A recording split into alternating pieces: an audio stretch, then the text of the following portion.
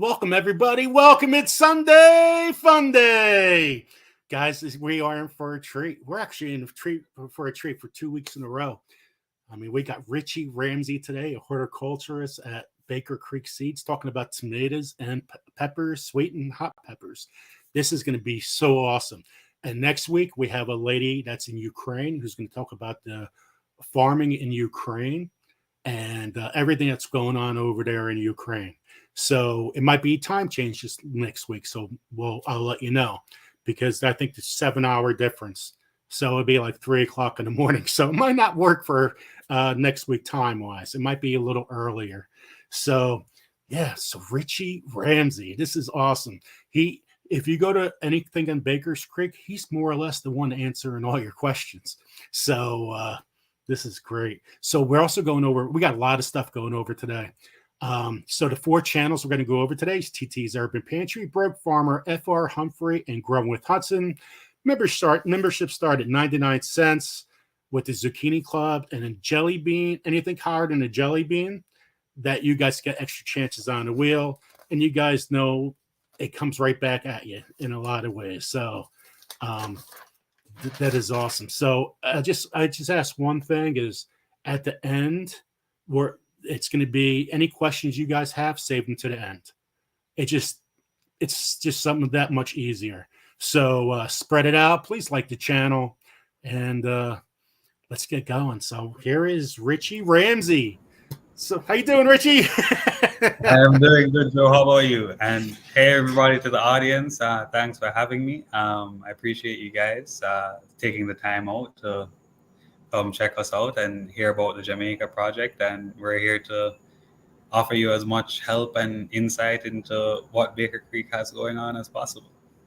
So the Jamaica project, if you guys ordered, because we went over through the whole Baker's Creek catalog on my chat, and what is the Jamaica project for the people that don't have no idea? What is it? Sure. So the Jamaica project, we have done a few snippets of it in our catalogs, as you said, but it is I'll tell you about the goal of the project, and we can go from there probably. So the goal of the project is to have trialing in a year-round climate. Hot weather does help. It does add to something else. Another aspect of the trialing process, but the main goal of having a Jamaica project is being able to grow plants year round. There's no snow. There's no off season, so we can always be right. We can always be pulling photos. We can always know what's going on. And right now, the project is a 2-acre field located in St. Catherine, but we do have much bigger plans for a much larger project with much more going on. Okay. Now, many people in the chat would say, I can't grow tomatoes or hot peppers because it's too hot outside. And you think about Jamaica and it's really, really hot. And growing vegetables has to do a lot with the microbiology in your soil. How do you deal with what is it like in Jamaica growing tomatoes and hot peppers? What's your why is the soil really good? Is it really bad? Do you have to add stuff to it? Tell us about the climate and everything in Jamaica with growing tomatoes and peppers. Sure. So I don't want to oversell it too much. Every growing condition and climate and environment has its downfalls and its advantages. But Jamaica it's long been a very fertile place with really good soil and just an ideal location. We're the only country with the Caribbean Sea, which is a very calm sea. Not a lot of hurricane or stuff come our way. That sea helps to divert it. So it's very stable in terms of climate as well. So it can be hot, agreed, but at least it's always hot. so you know what you're up against. You don't have to be going back and forth. And the land is very fertile. There are no active volcanoes right now, but it is a volcanic island and was formed by volcanoes, and very rich soil. There's bats here. The vegetation grows year round. It's adding nutrition to the soil and creating topsoil. So a common joke or running joke among Jamaicans has been for a long time: if you spit, it will grow. So whatever you put in the soil, it will grow. So you don't have to add anything to the soil, then. Just everything's pretty much all natural. You don't have to add some kind of fertilizer or anything, correct? No, many farmers especially do use fertilizers, and a lot of people move towards chemical fertilizers too. But most traditional farmers, and there's still quite a bit of them in more rural communities, they don't use any chemical fertilizers. They may add compost or bat guano, which is bat manure, which that's a big thing on the island. They may add compost or manure from their chickens or their pigs or something like that. But generally, even without adding beefing the soil up, in most places you can get a pretty decent harvest. It's not, but most people who are farming will add some. Now, what's the NPK of bat guano? Is it mostly nitrogen? Do you know the level? I don't know the exact. It is mostly nitrogen, but I believe it is pretty well balanced in that it doesn't burn plants as easily as, say, chicken manure, which is very extra high in nitrogen compared to its, the potassium and everything else. So bat guano is an ideal fertilizer for giving your plants an all-around supplement. It is more balanced than other fertilizers, and it doesn't easily burn your plant. So it's easily processed by the plant and won't lead to adverse effects compared to using too much chicken manure. You can still use too much, but it's more forgiving. Now, okay, so you can spit and let it grow in Jamaica. What's the biggest difficulty of growing, say, hot peppers or a tomato? What's the biggest problem you would have?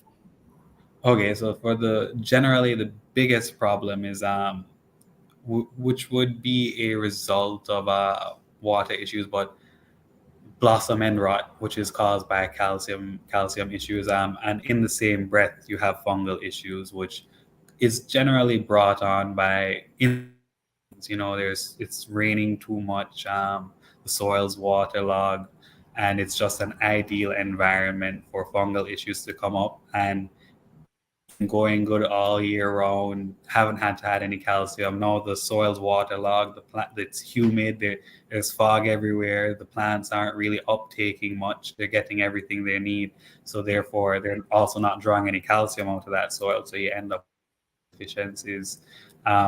Those are the major problems for tomatoes and hot peppers. It's when the rainy season hits. Obviously when the dry season hits, as you want to water them, but so long as you're prepared and you have a water source, you're generally good to go on that front. But when it's rainy, sometimes it's a losing battle. Now, with saving hot pepper seeds, what is your method? I mean, if you're growing super hots, do you have gloves on, or you're good? What do you do with the peppers after you're done? For example, I dehydrate my hot peppers. What do you do with your peppers first, and then what kind of method do you do with your tomatoes? Okay, so off the bat, for Baker Creek, we're strictly trialing, so we're not saving seeds. They are all grown in very close proximity to each other, so there is no isolation distance among them. It is just for viewing how that batch of seeds. So we'll have multiple batches from different lots of the same variety, so we can compare them all in one place. So we generally haven't done any tomato processing here. I have helped Baker Creek while processing tomatoes at the Missouri location. And over here in Jamaica, apart from the official Baker Creek trial project, I'm also one of the contracted growers, and I do hot peppers for them. I do the West Indies red hot pepper, the Scotch bonnet hot pepper, and this year I'm doing the Carolina Reaper hot pepper, and I'm also doing the loofah gourd, and the pink beauty amaranth. There you go. There's a Scotch bonnet peppers. Yep. So we grow those out here and harvest them and process them into seeds and everything. And my process for doing them is then, so we harvest the hot peppers. We only harvest fully ripe peppers, so nothing that's overripe, because then we can end up with seed that may have some mold issues already on it, and we don't want to transfer that over to the clean seed or just run into any problems with that in the future. And we don't want to use any young pods, because all or some of the seeds may not be fully mature, and that will lead to a lower germination rate. So we only harvest perfectly ripe peppers. I wet process them, which is blending them all up in a food processor, like an industrial one, but you can use a smaller one for personal uses. And they're strained off, and that pepper waste that's left behind after we let the seeds settle and we've separated all of the flesh from the pepper seeds themselves, we'll take that flesh and add it back to our compost pile. It is possible, if you're doing it cleanly enough, to have that for human consumption, but my process is generally I don't have like a proper kitchen set up for it, which it's not something you'd want to do in a kitchen, I don't think. Ventilation, Yeah, it's not. it's not the funnest job. So it could be considered a waste. I don't, because I'm a very huge fan of compost, and I think with compost, what you put in is what you get out. So put good stuff in, you get good stuff out. So I'm happy using it in my compost pile. So I don't waste, but also it's hard to deal with. It's a rough job processing hot pepper seeds. For the Scotch bonnet and the West Indies red, I used to process with just gloves and a mask and glasses, and I was good to go. You kind of get used to those. You've been around them all the time, and just harvest them willy-nilly. And this year, since doing the Carolina Peach Reaper, we've had to be really, really careful and get some proper PPE, because it's been the burn from those super hots is a lot different from the more fruity tropical varieties. So I've definitely have a newfound respect for hot pepper seed processing. It's rough processing hot pepper. The easiest way, I would say, for a home gardener, someone who just wants a few seeds, harvest a nice hot pepper, cut it open, remove those seeds, put them on a plate to dry, wear some gloves or something, good to go. When you start blending and mixing and straining, and they're going to get splashed. My friend is Courtney from White Family Farm. Her husband was grinding up a whole bunch of hot peppers, and all of a sudden you get the spray, and all of a sudden the whole house, everybody was like tearing, coughing continuously. Right. Gotta be outside, guys. You gotta be outside. Yeah, that's another lesson you learn quick. Definitely only process your hot peppers outside. No amount of ventilation is enough ventilation for hot peppers. I was seed saving. I think it was some scorpion peppers, right? Washed my hands after I was done, washed it again. I'm like, okay, I'm good. Took a shower, and then a little like 3-4 hours, went to the bathroom. Then I'm like, oh no, it's hot. It's hot. Oh no, yeah. Oh no. You end up with a oil. That oil is sticky oil, and it'll spread and stick and stay with you for a day, 2 maybe, who knows. It's amazing how they can stay, because I don't feel it on my hands, but you touch another part of your body, well, it's endgame. Up, you just paused. Up there, you go. Sorry, I lost you for a second there. Let me see. So what's your favorite hot pepper? The Scotch bonnet. Yeah, Scotch bonnet. But I'll tell you why. I am definitely very, very blessed, but it is, in my opinion, one of the peppers for cooking and flavoring with. You get all the heat, which is very important to me. I like the heat, but also you get a lot of those floral undertones that you would get from milder peppers, but you still get a lot of the kick that you would get from even some super hots. Definitely super hots are way hotter and too hot for me, but those fruity tropical peppers and Scotch bonnet definitely takes the cake on that one for me. A newfound favorite of mine has been the habanado, which I just tried earlier last year, which I fell in love with instantly. You know, the utility of it, of getting that flavor while being able to control the heat by maybe not adding so much other hot peppers, or depending on who you're cooking for. I really like that. And even for myself, you know, adding the heat and then, hey, adding extra flavor on top is just, to me, is the best of both worlds. Now, how about like a sweet pepper? The Okay, sweetest sure. Yeah, is still the got. yeah, sweet peppers. I'm not a big sweet pepper guy, but we're definitely growing all of Baker Creek's sweet pepper varieties out there. For me, a sweet pepper, I'd consider a jalapeno. but but for sweet peppers, I really like the different yellow varieties we have. The Polish varieties are really good. In my opinion, I think the Polish varieties are like candy.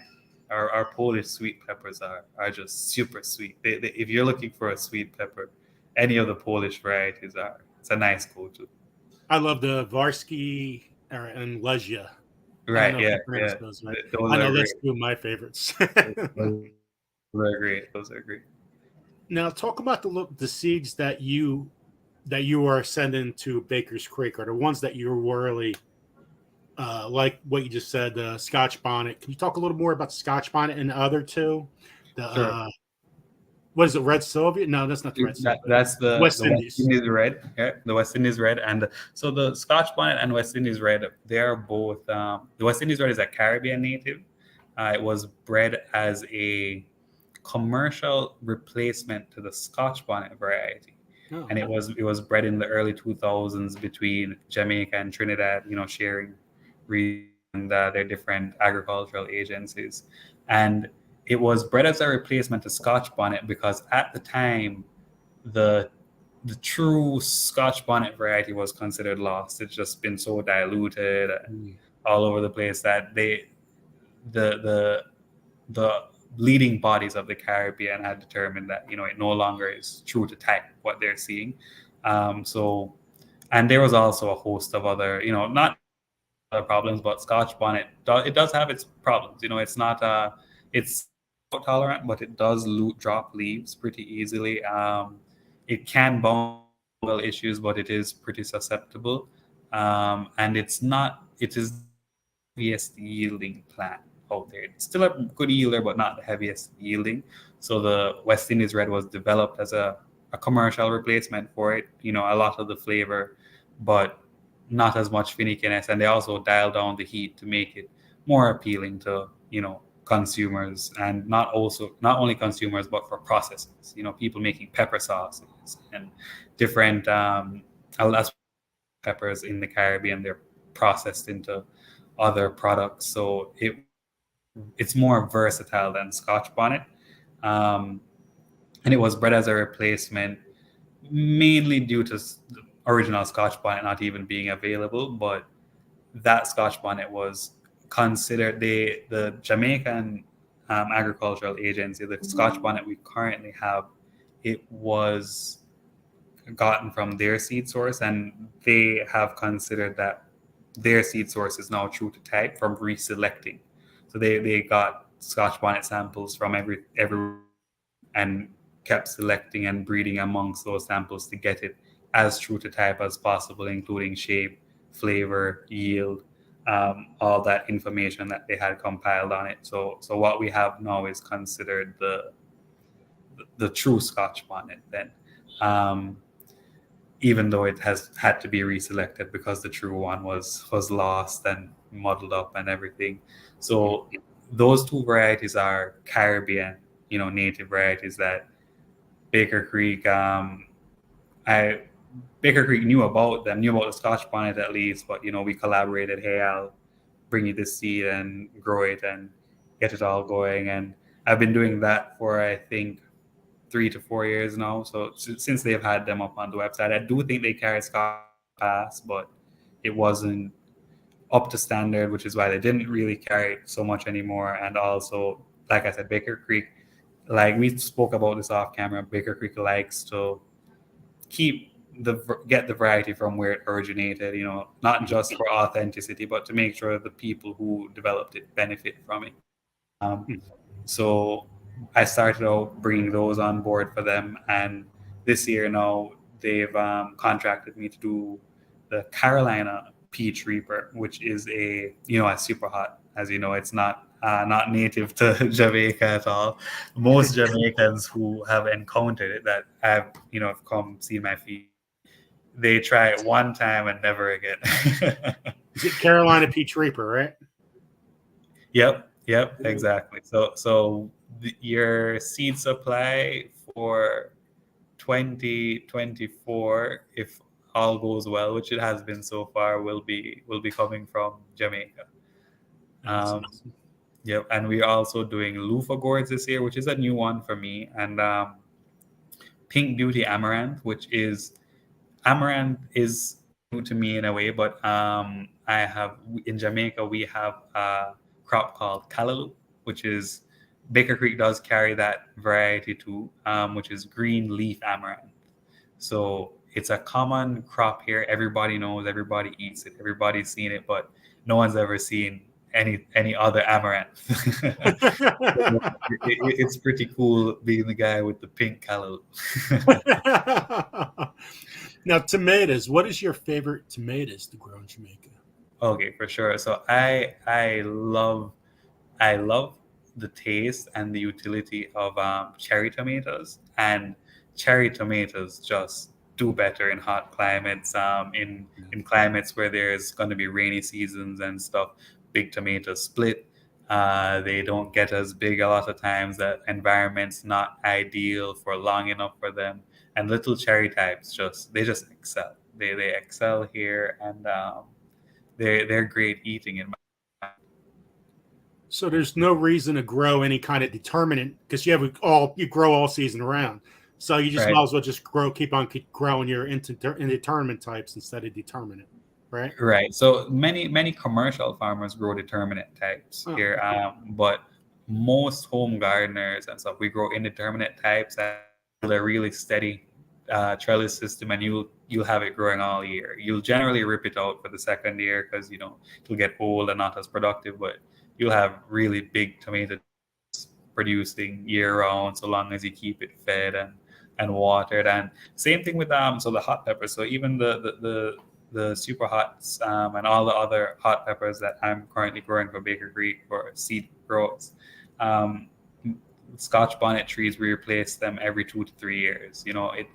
They act as short-lived perennials. They can live for up to 5 years, but generally after 2 to 3 years, you get diseases and the yield falls off. So it's easy to just rip them out and plant new ones. So the growing season for most crops here is much longer. I mean, there are like lettuce and leafy greens that you harvest the whole plant. That's it. But for fruiting crops that can produce even annuals, a lot of things that we consider annuals, we get a much longer season out of it here in Jamaica, which that leads to a lot of benefit that trialing project can get from that. You can get to see how it performs year round, right through these different seasons instead of just in year one. So you can, in a way, get to experience not winter, but you can experience a spring, a summer, and a fall here as well. So, and you can get all that information multiple times per year. So one really cool thing is, let's say we're trialing to see if a variety is true to type, and we have multiple batches of it, or we get it in at different points of the year. If we can plant, let's say the crop takes 3 or 6 months to be mature already. So in many climates, more northern climates, that might just be one season. We have 12 months in the year here, and it's never wintry, so long as you mitigate water when it's rainy, and mitigate by air when it's too dry. You can go all year round. So potentially we can get 4 to 6, 4 to 6, 2 to 4. Sorry, not so great with numbers. 2 to 4 what might be considered in other climates years. That might be 2 to 4 growing consecutive years, but we can get here, so we can get that information quicker and move on to the next step, which I think will help a lot. It's definitely helped shown up already. We've have lots of information. So we've started this project in October of last year, and we've gotten lots of results since then that have helped out with are going to be helping out with this new 2024 catalog coming out of what to look out for when growing certain varieties, and little tips that can help which plants to stake, which plants might have heavy fruit, which plants that might not do with transplanting, might need bigger containers to start with, which is a big problem for peppers in more northern growers. You're starting your hot peppers inside a few weeks ahead of planting schedule. So if it's a variety that's more finicky, it's nice to know that, hey, I need to use bigger starting containers, or I'll need to up pot before planting out if I want to avoid stunting these plants. I tell you what, that catalog is amazing. It's For sure. It's one of it is the best catalog you could get. I mean, it's not just about seeds; it's the little things in it. I agree. The recipes are great. You just learn so much about. You learn about everything. I wish I was just looking for it, and I'm like, oh man, the time I needed the catalog, I can't find it. But we're gonna give one out in the chat today, just to let everybody know. Awesome. That's definitely one of a great gift. Yeah, the catalog contains a lot of info, and it comes from there's not just the Jamaica. There have been other projects like this in other parts of the world in the past. There have been similar projects running in Missouri and other parts in the USA. There's another person who does trialing for us is I believe her name is Lucy Hutchinson. She's in the UK. So it's an amalgamation of all these different experiences from all these different all these people dedicated to just learning as much as they can about those varieties, and then that's what's compiled into that catalog. So what makes it so special is that it's all that real world experience going on to those pages that everybody else can enjoy and benefit from and experience too. Now, besides tomatoes and peppers and Baker's Creek, name some of the other things that like we would have no idea, we never had before. Your traditional seeds. Sure. So if somebody like, hey, try this. I never. The biggest one that shocks most people, I don't know if you could pull it up too on your screen, it's called Ackee, Ackee, which is a African native tree, which in its most of Africa is considered poisonous, and it is poisonous unless fully ripened. It is to everybody else is a weird fruit, but to Jamaica, it's in the national dish. It's something we eat every day, and it's really delicious, and it's just so hard to explain the texture and the taste there. The fact that it's a tree, and it's definitely one of the weirder, wilder crops to the rest of the world that is just a natural in Jamaica. And there's a lot of varieties like that. We have different types of fruits are big ones, different types of sops, like sweet sops and sour mountain sops. What is it called again? I'm sorry. The first tree is Ackee. So Ackee.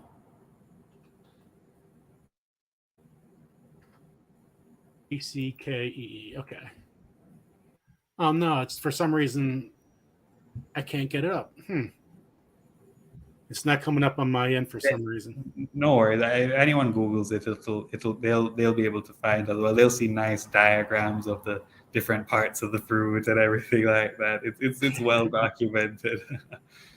But that's a really, and that one is generally it's some people do farm it, but you don't see an ackee farm. You just see ackee trees. You know, everybody has a tree, so it's a big thing that everybody eats. It's sold everywhere, but it just grows. It's just grown here, and we kind of take it for granted. But to everyone else, it's this strange, weird, wonderful crop. So I'm gonna go down to the tomato section at Baker's Creek right now, Sure. and let me see. I'm getting older. I can't see anything. It's a terrible thing.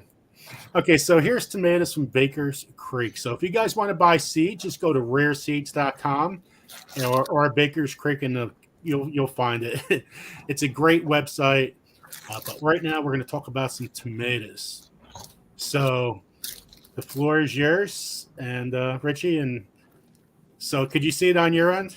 Yes, I can see. Well, I have tomatoes here of the varieties that you have up there, and once we reach them, I'll show them to you guys. But just going through here, I'll try to give you guys just as much an overview as I can of these different varieties and what you can expect from them, and just point out things that we may have found in our trials here, and I may know about these varieties from other trials Baker Creek has done.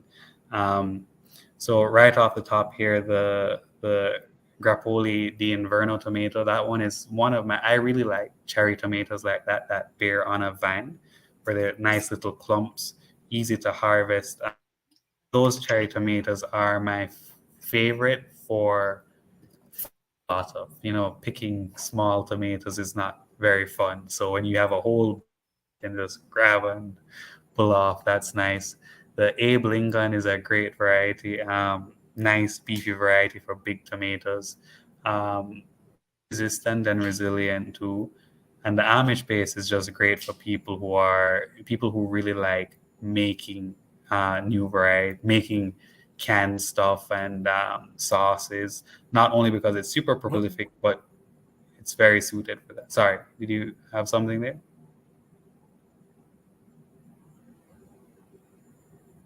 I think we may have frozen. Are we back? Yep, I'm sorry. we're back. The internet's a little iffy in these parts. But the Bonnie Best is also a great canning variety. Brandywine, much like the Abe Lincoln, and Chadwick, another cherry variety, very prolific, very big plants, huge plants with lots of tomatoes on them, even though it's a small cherry type. I love the Chadwick cherry. I grew Chadwick cherry a lot of times. Variety, and that one will dispel the myth that you need big tomatoes to get a big harvest. You can get a big harvest from small tomatoes too. Definitely. Classic beefsteak, another great variety. Those bigger varieties are definitely, in my book, more tasty, harder to grow, but well worth the effort. And you might lose a few to blossom and rot or a few other things, but those really big ones you get at the end that you can slice into, those are nice. And fluted tomatoes like the Costillotto Genovese, I really like those as well. I think the texture to me is it's different than your regular tomato, so it's great on sandwiches, that type of thing. Very meaty. German lunchbox is pretty good too. A nice smaller variety. It has the taste of a big tomato, but it's a smaller variety. They grew a lot. I had so many of those the lunchbox tomatoes. It grew so much in abundance for me when I grew them. I was really shocked with it. One of my favorites is German pink for sure. I really like pink tomatoes. I think they have a really nice, delicious tone to them. Where, for me, an ideal tomato is the one that tastes the best on a sandwich, and they're pink tomatoes, I think. Hungarian heart is nice too for sandwich lovers. Very meaty variety. A little bit too meaty for me though. And I really like tomato seeds, and if memory serves correct, Hungarian heart doesn't really have that much seeds in it. Right. Jersey Devil, it's a really cool one. I haven't had a chance to taste it yet, but I've seen it growing, and it's a cool looking tomato. I'll say that much. I tell you what, I have grown a Jersey tomato several times, and the tomatoes are absolutely amazing. but Awesome. they don't grow. It's not an abundant plant. You don't get as many tomatoes as you think. But plant grows And awesome, and a tomato is awesome. You just don't they don't grow tons of them. it looks very. To me, the texture seems like it'd be so similar to a sweet pepper or something like that. I would love to try one of these days. But Now, the I can't wait Korean, to grow this one over here, the Korean long. That's right? Yeah, that's a great. Right, I have tried that one that we've had growing at Baker Creek. It's a delicious variety. Very very delicious. Nice pretty plants too. Just and the tomatoes themselves really beautiful. And Missouri pink glove apple is a favorite for sure of anyone who's tried it. Great slicing variety. With those, a lot of those bigger tomatoes, like I said here, and in people in tropical and hot climates, you can have problems with them. But what I found too is, and a lot of farmers do here, they treat them as you would sweet peppers a lot, where you prune off a lot of the fruit and maybe leave 3 or 4. So that might be an option to try for people in more challenging circumstances who want big tomatoes. And generally that leaves you with bigger tomatoes. The less there is, the bigger they can get. The Missouri love pink apple. I've been looking forward to growing it every single year. And I heard a lot of good things about that. For sure, yeah. I've heard nothing but good things. And I have tried it too, and it is a delicious variety. More is also, that one's a favorite of for eating and for growing. That one is, it will erase your mortgage. I wish you could pay off my mortgage. If you grow enough, you can. You just have to grow more. History shows you it could be done. Yeah, it could be done theoretically. And the mushroom basket is also a great one, because I think are underappreciated by most people. Just the texture alone, and it's one kids love. Kids tend to love fluted tomatoes too. I guess it's the wacky shape. And that one that's a variety that's commonly available locally as well too. So a lot of times, commercial varieties, heirlooms can be commercial varieties. One of Jer's favorite sayings, that he'll talk about a lot is, hybrids grow better in most places, but generally you can find a heirloom that will compete for each of those areas that can compete with that hybrid. The hybrid will grow great for everyone in 3 states, but you can find 3 heirlooms that are as good as that hybrid for each of those states. For those that are in the chat, any kind of questions after we're done with talking about the tomatoes and peppers, we'll go into a question period, and you guys can ask whatever you guys want. So it's just easier way to do things. Sure. Okay, how about the pink fang? That's a new tomato. Yeah, that's another new variety. When I was there at Baker Creek, we did see plants growing, but also when I haven't gotten a chance to try it, we do have it trialing here at the farm, but it is only blossoming, not yet fruiting. So there's not much I can say in the way of personal experience about that, but I have heard from Jer about that one as well. That's one of his favorites. Raspberry Lania. That's a great variety. That's one that we have growing here. One of the earlier maturing varieties too. Very very quick producer. I don't have any ripe ones of that one right now, but for the spoon tomato, we do have a little harvest here from the farm. So if people want to see the size of them, I can get the camera angle right. It's a very tiny tomato, and it's nicely formed, very cute, and they are very delicious. But it's definitely called spoon tomato for a reason. You need a spoon to get a nice mouthful of these, and it is. Do you pull them all off by the branch, and take the branch off, then take them off? That's another variety that grows on little vine bunches. So it's pretty easy to use a pair of scissors and just snip off that little bunch, and you'll get maybe 10, 12, maybe even 15, 16 little tomatoes per bunch. And on the vine, they will last longer as well than each individually picked. And it definitely, it's definitely not going to be a commercial variety anytime soon. It's very prolific, but harvesting is not the easiest. Sweetheart cherry is another great variety that we have here. It's one of the earliest maturing as well. It's very, very beautiful. It does have a nice little heart shape to it. It has a little peak on the end. You add a few more so you can see the size. Do they have a high bricks rating too? We haven't done any bricks testing here, but it is a very sweet variety just from the taste of it.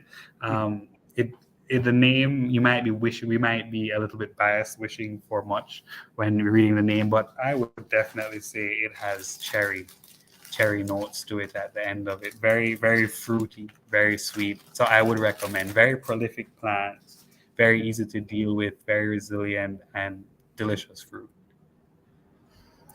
Bread and salt is a variety that no seeds were there at the time when we were starting this project in October. So that's not a variety we have trialing out here, but I've heard good things about that one from Jer as well. So I definitely recommend people try it out. Jer has tried many different tomatoes, and he's a big tomato fan. So if he says it's good, then more than likely.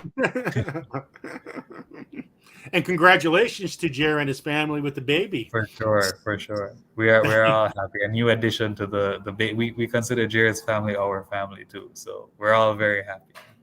That's awesome. Let me see. Tommy, great vining variety. Another one that grows on vines. Much bigger than your average cherry tomato. So it's a little bit between both worlds. I like it as well. I would recommend it. It's delicious too.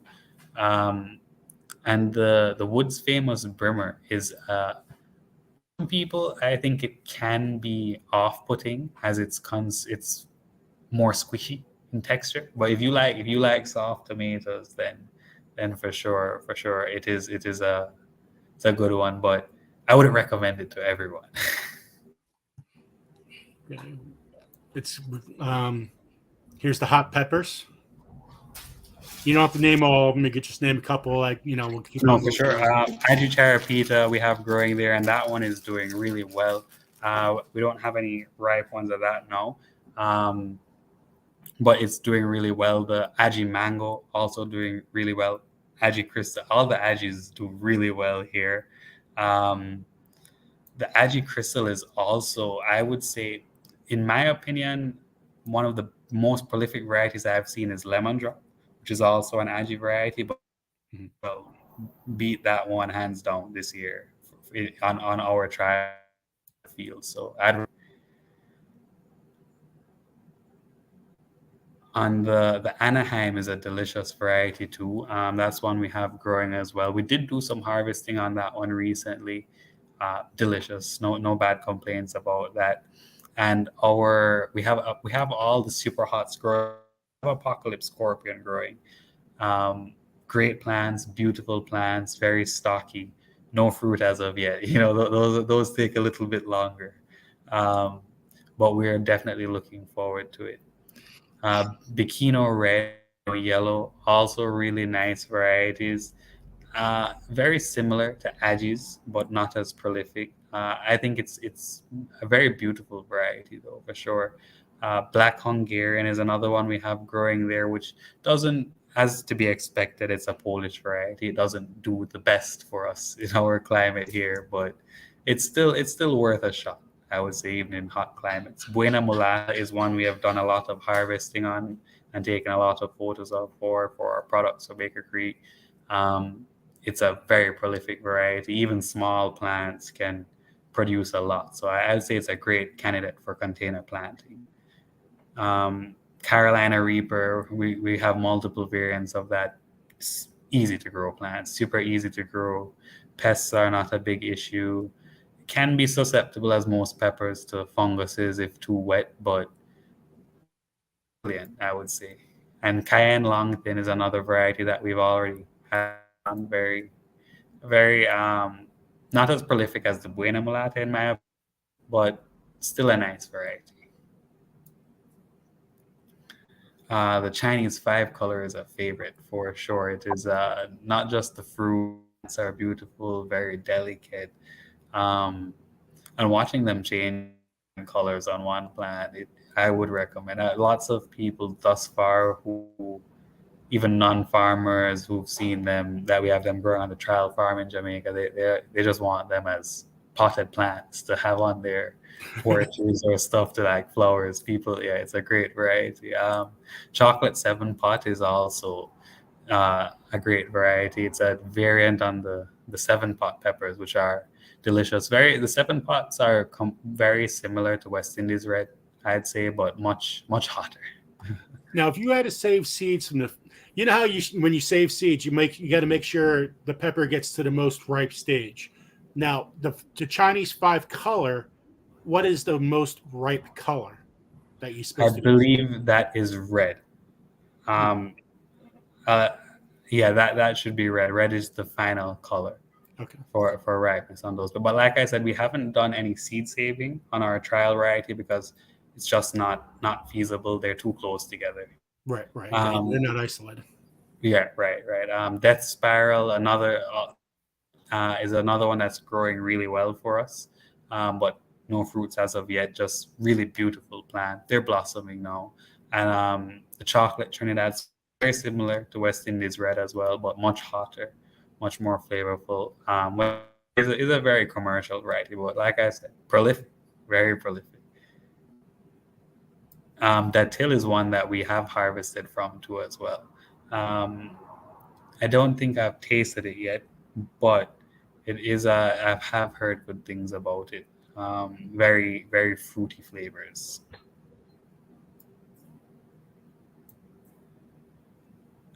Fish pepper, one of my favorites. Another very ornamental plant. The peppers, the fact that the peppers themselves are striped and variegated, I think is a major selling point for them, and something that I definitely I definitely think I think it's I would call it one of the most beautiful varieties I people I think agree.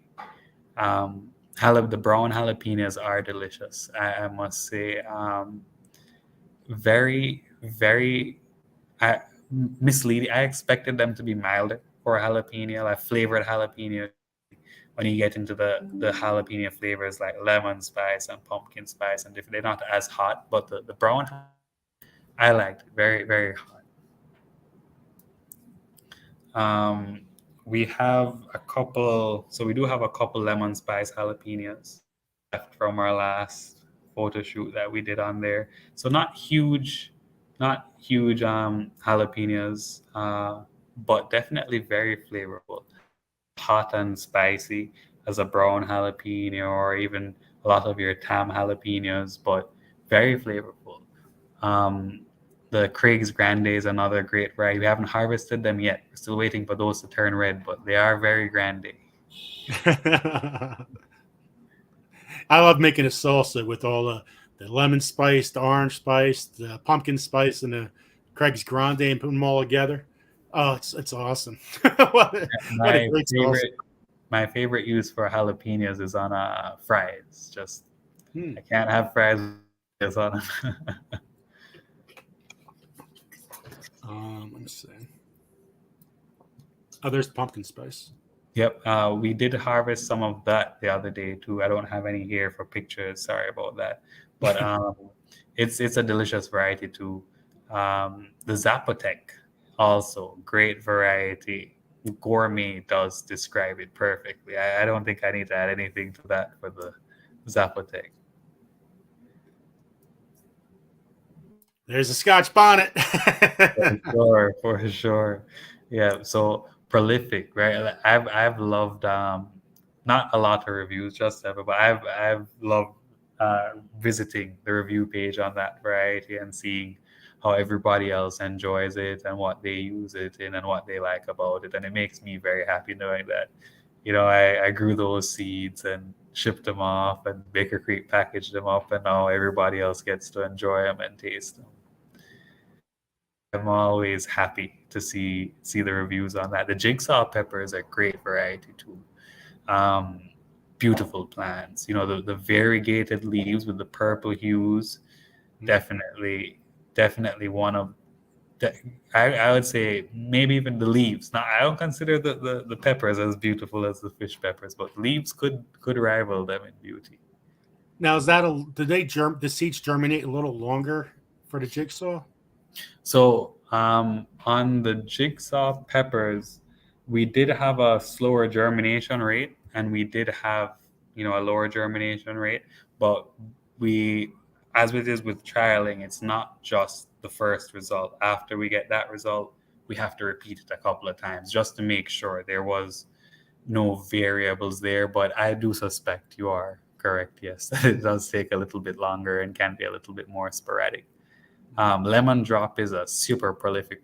I've never heard anyone not have lemon drop do well for them and produce a lot, whether in the pots, in the ground, anywhere it may be, does really well.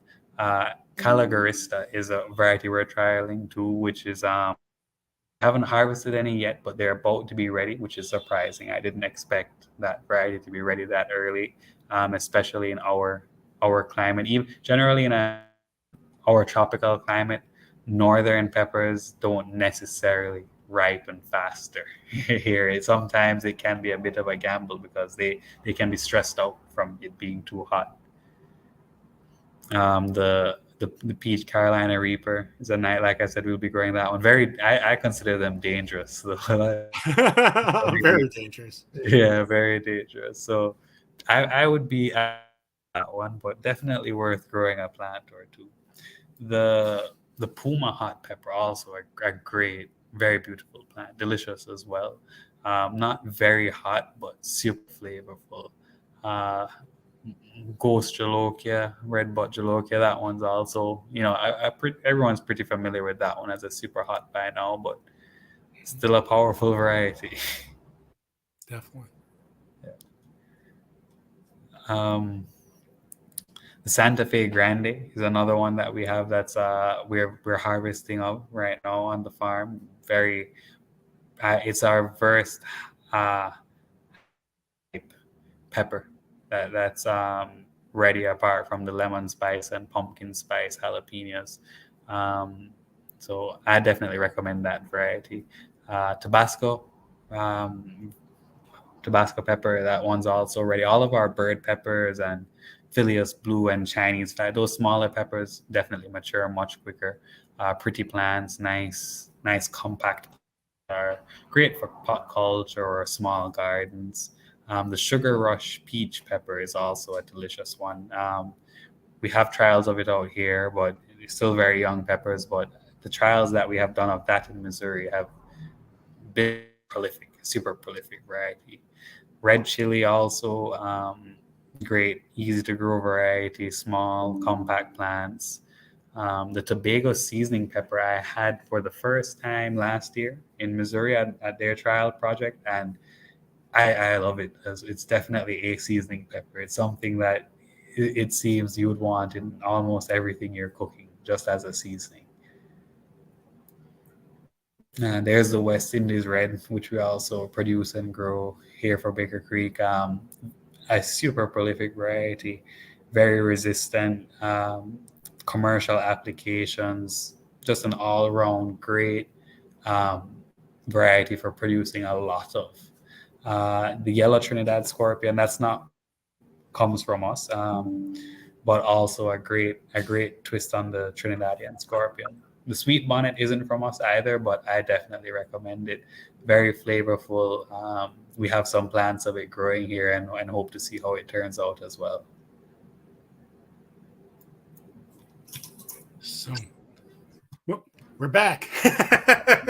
We're back on the big screen. Nice. So, you got everybody in chat. Thank you guys for coming. We have been averaging around 90 to 100 people or so. Awesome. Thank you guys for all coming. That is awesome. If you have any questions, please ask them now, and we're going to highlight it, and we'll go on through for a little bit. So if you have any questions, just write it down in the chat. I'm even going to put my glasses on. One of the main questions that a lot of people had is what could grow in certain areas. Like for me, I think it could grow any kind of tomato or pepper plant anywhere. Just got to know the date and when to start it and how to start it and grow it. Because one of the questions before is, will this plant grow in California or something like Yeah. that? Right. So Somebody, that philosophy definitely is true to a certain point. You can grow anything anywhere, as long as you are dedicated enough to learning the parameters of what that plant needs. You can grow anything anywhere. Definitely, especially when it comes to heirlooms, some varieties do better than others in certain situations and conditions and climates. So for sure, I can. I was asked, what is my favorite tomato? Rutgers. It's New Jersey. I love Rutgers. Yeah, I like those more sour varieties as well. But I definitely see the joys in sweet tomatoes. What is your favorite tomato? If you had to grow one tomato, what would it be? If I could only grow one, my favorite and the one that if I could only would be the chocolate cherry. I don't know if we still carry that variety. It's a variety we have carried on, and I fell in love with that one young, and I'm sticking with it. Thank you. Vine tips germination if he has grown. Vine tips germination. I don't know how to go about that. I'm not sure the meaning of the question. I don't know what that one is either. There you go. Buena Mulata, super similar to a cayenne flavor and everything, but in my opinion, Buena Mulata has been one of the most prolific cayenne types I've seen thus far. I think it would be more prolific than your regular purple cayenne.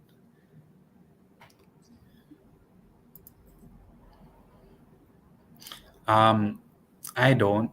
I recommend not limiting your hot pepper plants. For sweet pepper plants, prune away fruit, prune away on the plants, everything. But for hot pepper plants, I recommend letting them grow to their fullest extent.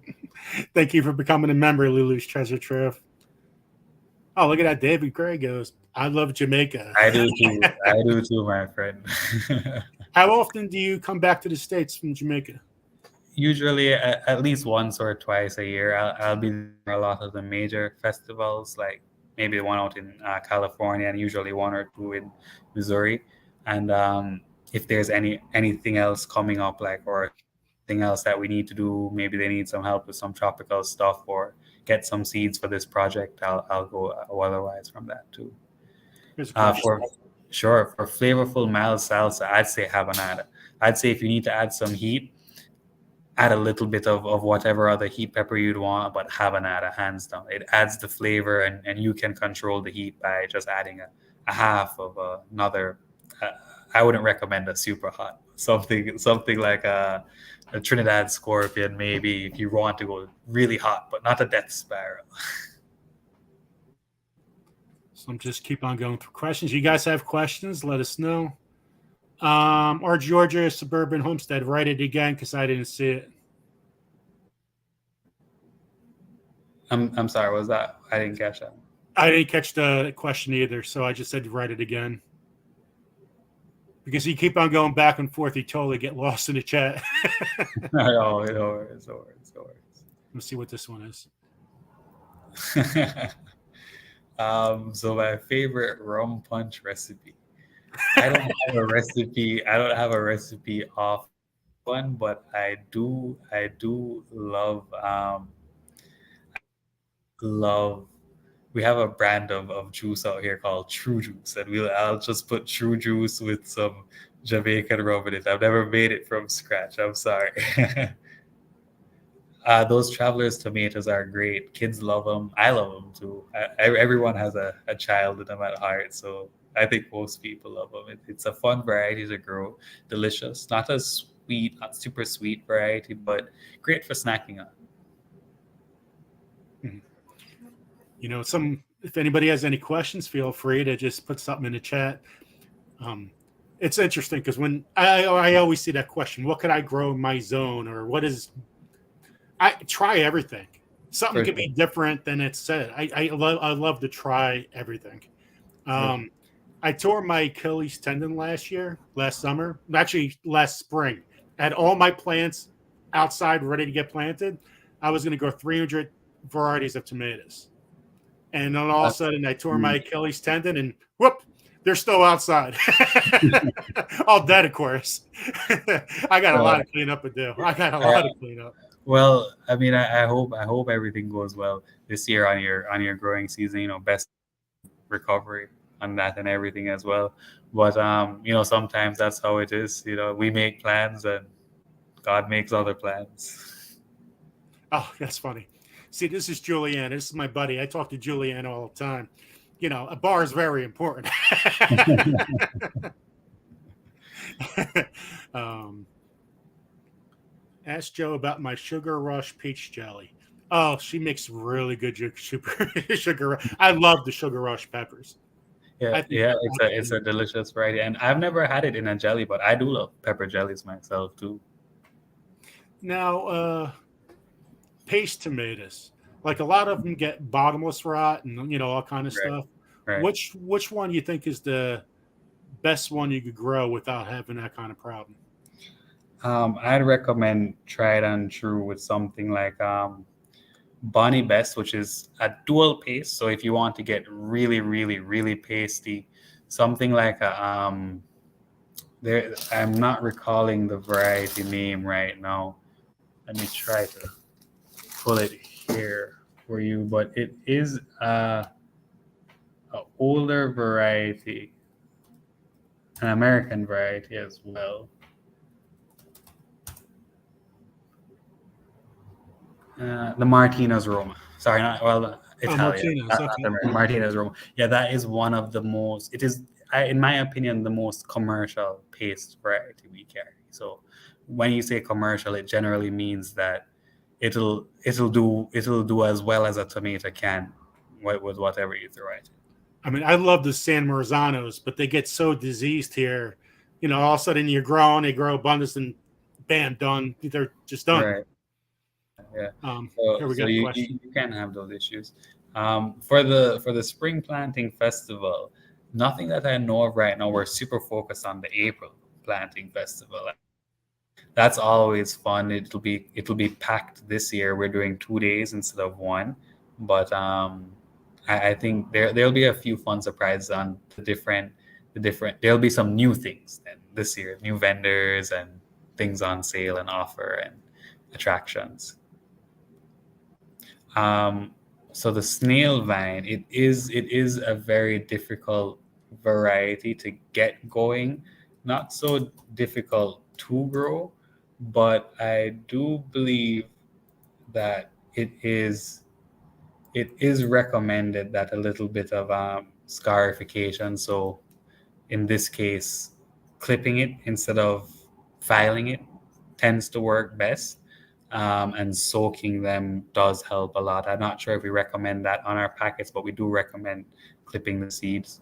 For more information on that, feel free to email us at seeds@rareseeds.com with your questions like that. You'll be put in touch with a horticulturist, which could be either myself or Randall, or we can give you more in-depth, step-by-step instructions on how to go on that. But for snail vine, difficult to get going, difficult to germinate, and best to scarify. The most prolific pepper I have seen grown until we started the trial farm here in Jamaica was the lemon drop, but the Agi crystal has outperformed it in my opinion, that I've seen thus far. Like I would not exaggerate it, saying you could have 100 peppers on one of those plants. Shadow Benny, is that one of the variety of pepper or something, or is that a whole new crop? I I never don't know. heard of that before. Yeah, I'm not familiar with it. That sounds like it does sound like maybe a more native crop, which is it's not something I have much experience. Just keep on going through. We're almost done. Juliana, her husband's in the military, and they had to move down south, so they're making a whole transition. And yeah, she needs a couple cocktails right now because she's still in a hotel room. Fish pepper is a great. A lot of the varieties from the south, fish pepper and stuff. We carry. I do carry a lot of southern varieties. On the Buena Mulata, the flavor is quite nice. Not as fruity as, it's a cayenne, so it's still more heat than flavor, but more fruity than your average cayenne. The best way to dry seeds, for sure, in my experience, and I'm sure there are some, it can get really weird processes of seeds. Some things can have some really, really weird parameters that you will get the best germination rate out of. But so far, if you're just generally speaking about seed processing, air drying is best. And air drying with a fan or strong air movement, can be a blower, any type of thing, but getting air moving over a single layer of seeds on a hard surface, no paper towel or papers for them to stick to or anything, is usually best. Celery seeds not germinating, it could be a lot of things right off the bat. I'd definitely recommend you emailing us. For what's best is when you email us in a situation like this, we ask you about your setup, what it's like, what's your growing setup like, are you indoors or outdoors, that type of thing, that we can tailor it more to your suiting. But generally, it might be something along the lines of temperature or water. Those are generally the main factors, either too cold, too hot, or too wet, too dry. But send us an email, and we can get some more info on your setup, pictures if you have it, and we can give you a much more accurate response to that. Ritchie, thank you so much for coming on today. No worries. Thank you for having me. We all learned a little bit of something, or a lot about something. I learned some things too. I'll have to look up Shadow Benny as soon as I get off of here. It was, it's a pleasure to have you on. And sure. Hopefully, maybe in the future, we could come on again and talk about other things besides tomatoes and peppers. For sure. We plan to be growing a lot more out here too, not just tomatoes and peppers, but that's what we're starting with. Check out go buy some seeds at Rare Seeds, and go right now. Go buy some. Okay, thank you so much, Ritchie. Thank you. Take care. I'll talk to you soon. That was awesome. Well, we have another guest coming on because he's here right now.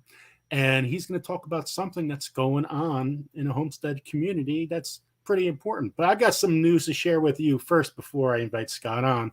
And then we got a lot of stuff to give away really quick. I'm going to figure this all out. But thank you, Ritchie, for coming on. That was awesome. Hopefully you guys learned a little bit about something. So my news I'm sharing you. Okay, I'll start off with this. A lot of you guys don't know this, but before I met my current wife, I was married. And she passed away with COVID a couple months ago. So we didn't even know she passed away because, a lot of situations there, and it was all about having kids, and that's the reason why we got divorced, and because I wanted to have a large family. And I never had a large family, but I got Joey.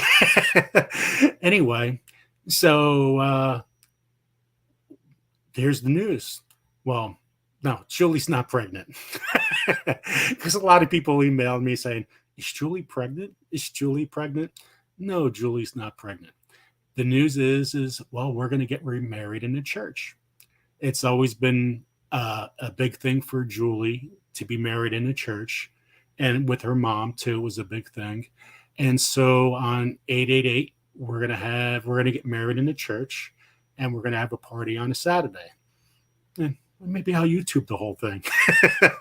So that is the big news. So I'm getting remarried.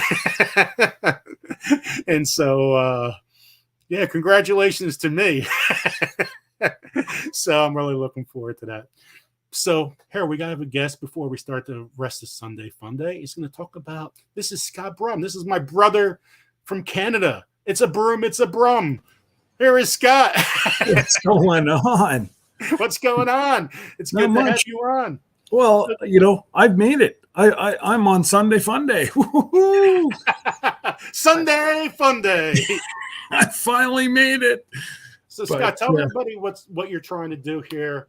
Let everybody know what's going on. And guys, thank you guys for all the donations. I really appreciate that. And thank you everybody for coming for Sunday. We have Sunday Funday. We have 104 people on. So Scott, the floor is yours. Talk about what you're doing. Well, Jesse said to me about November of last year, he's like, do you want to go on an Alaskan cruise? And I'm like, all right. It's part of our bucket list. And we said, well, why don't we make it a group cruise? And we kicked around calling it a meetup, but it's not a meetup. A meetup, I personally believe, shouldn't be that expensive. Unfortunately, an Alaskan cruise is quite expensive. So we have decided that we're going to do a group cruise in 2025. Gives everybody 2.5, 2.75 years to pay for it. We've started on Thursday. I dropped it on my procrastination Thursday that we have the cruise line, the ship, and the date. And we've already got 11 people signed up. Not people, 11 cabins signed up. So it is going like wildfire. And so I'll just go over what's kind of happening. I'm not really going to be looking at the chat until a little bit later. But we are going to sail with Norwegian NCL on the Encore ship. It's a 2019 ship, holds 3,996 guests. With that comes 1,700 crew. We are going to be leaving August 24th. So it's August 24th to the 31st, 2025. Just to get your name on the list is a $125 deposit. They are running promotions right now. It's called Cruise First. If you just put down a deposit, everything is fully refundable. You have until April 26th of 2025. Life happens. We know, things might happen in your personal life, whatever. You may not be able to go, or you might be bringing more people with you. We don't know. It's open to everybody. Subscribers, even if you're not a content provider, we want you there, and we do have that already. You guys could also go to Facebook too. Absolutely. There's a Facebook page. What is it called, Scott? Cruising Alaska 2025. Okay. And we can answer all the questions there. I'm part of it, Jesse, Lisa, and my wife, Debbie. And Jesse and I have decided, since, all these amazing people have decided to jump on board and come with us, we're going to put together, Jesse and I are going to put together a giveaway. So the first 30 people that have their deposit in and they're committed to come, we are going to have a pretty large giveaway. Main prize. We're not announcing what it is just yet, because there is people that said they want to help us with what we're doing. So it's going to even get bigger. Let's see here. Most of the excursions are going to be on your own. Jesse and I are actually planning one in Skagway. And we jump on a train and it takes you into Canada. So you go up through the mountains, go into Canada, you cross into Canada, you turn around, or they reverse it, whatever it is, you come back. They stop for lunch and you have a lunch in the middle of the mountains. And from there, there's a little bit of a creek, and everybody who wants to can pan for gold, like the settlers did on their way to settle into Alaska. So we figured Jesse and Lisa have been on the short one, which was 2.5 hours. This is 6.5 hours. So it's NCL's actually working with us. We can't ask for any better service than what we're doing. But if you are planning on going, please do not call the 1-800 number. You will not get our discounts. You have to go through Terry. And if you go back on my lives on my channel, I try to have his name right underneath me the entire time with his personal phone number. That way there, you're guaranteed all your discounts. If you call the 800 number, unfortunately, I can't do anything for you. One person has already done it. I've said every second word out of my mouth was do not book through the 800 number. Somebody went and booked through the 800 number, sent me an email and said, can you fix it? No, I can't. I've said no less than 1,000 times. I cannot fix it. So there they are. They're stuck. They're going to be paying a lot more money than the rest of us. So NCL has come through with some major discounts for us because we negotiated the deal on a minimum of 30 cabins.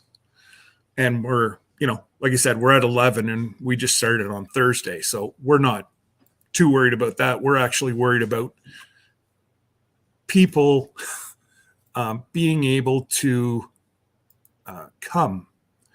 Right now, they have a few floors booked off for us. Once it gets into the mainstream, Doris, you're not going to get any cheaper than coming with us.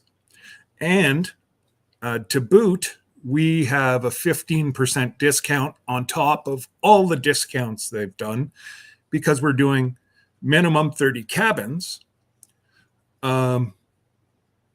Also, veterans, Canada and US veterans get another 10% off, which equates to about another $600 and some odd dollars. Exactly. Well, yeah, a couple more. Hopefully Julie's not watching. But we're leaving out of Seattle and returning back to Seattle. And yeah, there's everything's done through NCL. We have free alcohol, free Wi-Fi. It's depending on what room you book. If you book an inside room, you don't get the 15%, you get 5%. But you're also paying $2,000 for an inside room, and a lot of people who can't afford a balcony, which is about $6,000 for the trip. Now that's before the discount. So there you go. Thank you, Cindy. The prices are pretty much half off. I mean, regular fee. It's awesome. It's a great deal. Julie and I are probably going to do this too. We just got to take a little while and figure everything out. But this is a no-brainer to me. 2 years, get the money ready for it. It's not overly expensive. No. And just like I've been trying to post different pictures. We're going the inside passage. So those people that are worried about rough seas, they're not going to be, I just actually got off an NCL ship about 3 weeks ago. We were in 18-foot seas at one point coming back across the Gulf of Mexico. It was rocking and rolling the ship quite good, like to the point where you held on to the handle as you were walking down the corridor. You're not going to get that in the inside passage because, you've got mountains on either side of you. So Plus, we have different stuff. And yeah, Glendit, Grace and Fire. If you have any disabilities and you're worried about it, please don't. Write down from the time you get on the airplane till you get back home. We have lined up, well, not we, NCL has lined up disabilities. If you need help, you can't walk through airports, you just tell Terry, and that's the gentleman we're booking through, and he'll have a wheelchair sitting at the plane for you. And you have free airfare too, right? It's free airfare. No. To your... Pay one way airfare, and the second one is free. Oh. So actually, I've got my list right here. I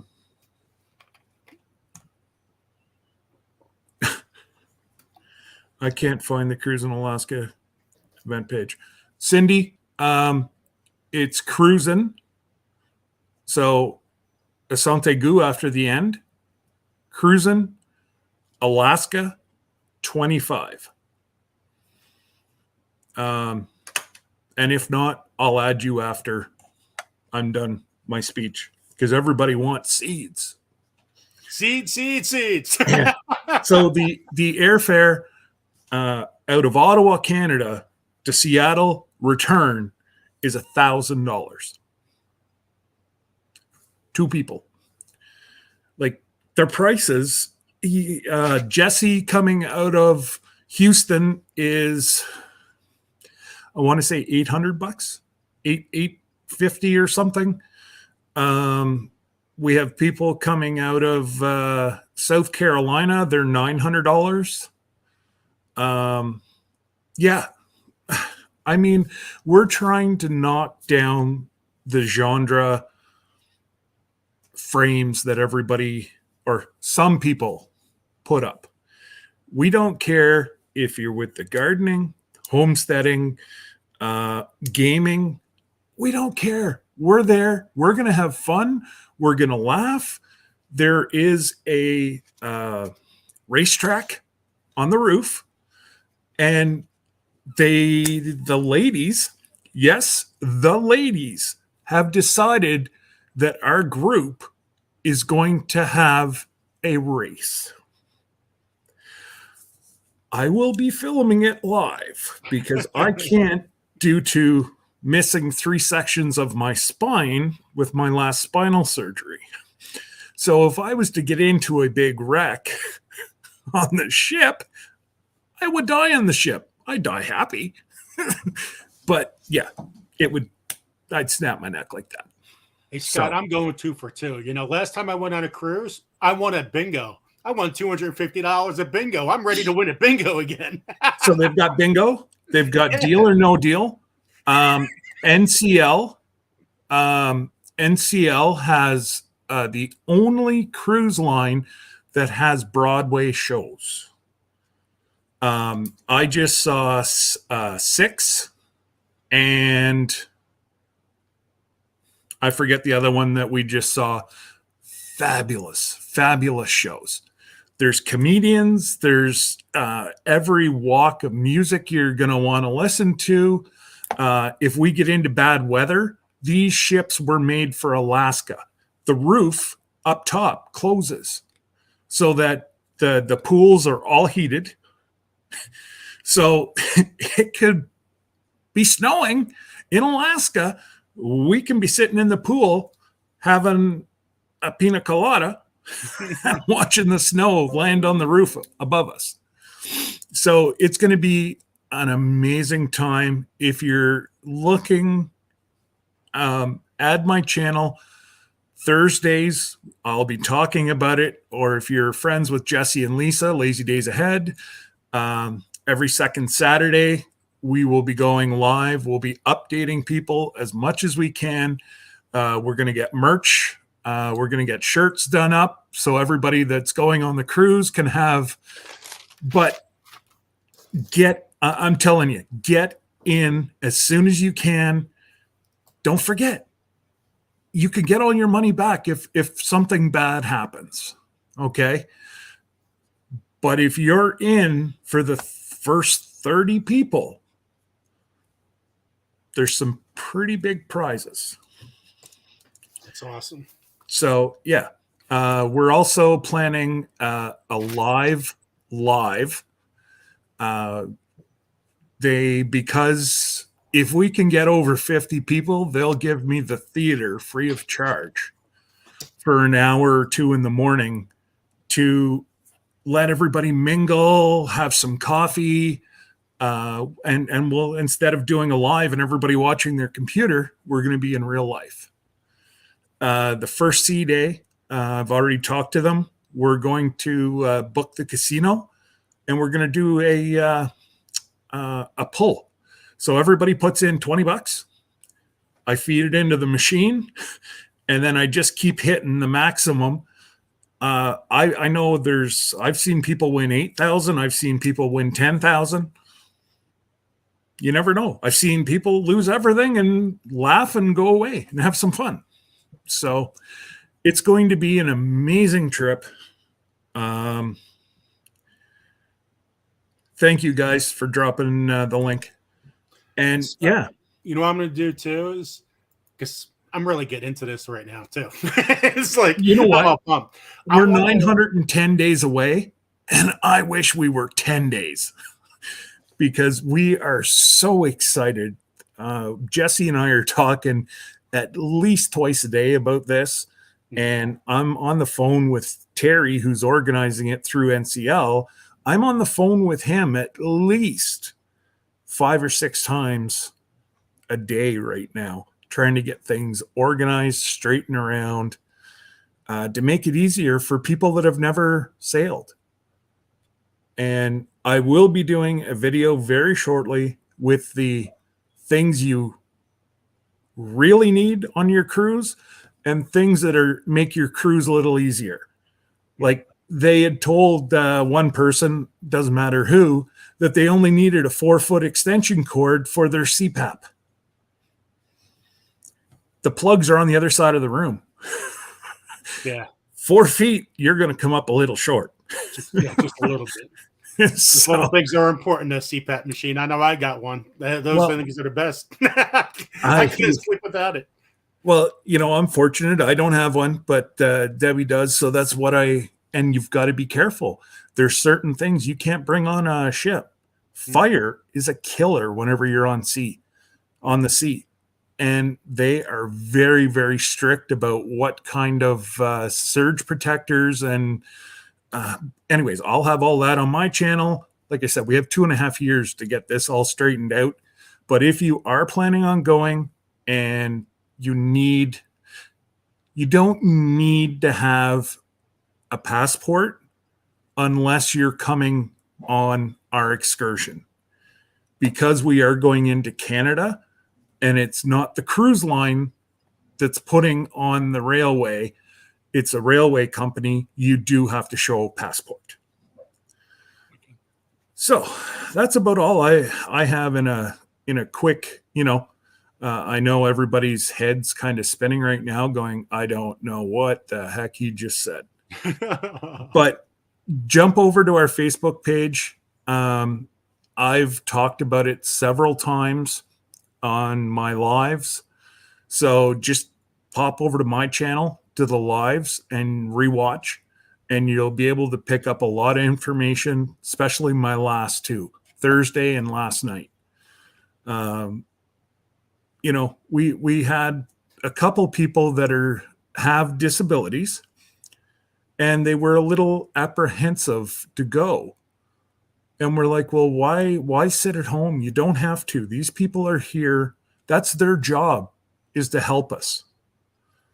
And with my spine, I can't walk for long distances. So unfortunately, I have to take them up on their offer. It doesn't cost me a dime. It's all part of the price. Scott, so just let you know, I'm going to start doing a seed. Remember I had a seed in a month? Yep. I did that in the past. I'm going to do little things different. And every single penny that I get from the seed, I'm going to do like one variety of seeds, 99 cents or something like that, or 2 seeds. And every cent I get will go to a raffle for somebody could win a free trip for the cruise. So I still got to formulate that because I just thought about it when you were talking. But I seen people I know can't afford it on his channel, and I know a lot of people would love to go. Well, one way to do it is do the seat in a month or something like that. I still got to figure it out, and maybe somebody get a free cruise that really need it. That I'll text you or I'll email you my phone number and give me a call this week. I have an idea. I think we could figure something out pretty good here. I have an idea. Like I hate to say numbers because I cannot guarantee your price because it fluctuates sometimes of several times a day. But just a rough estimate right now, an interior room is about $1,030 plus taxes. With that, you get a free bar. You get a couple choices, but that's all on the Facebook page. An ocean view room, great big window. You can see out. You just can't open it.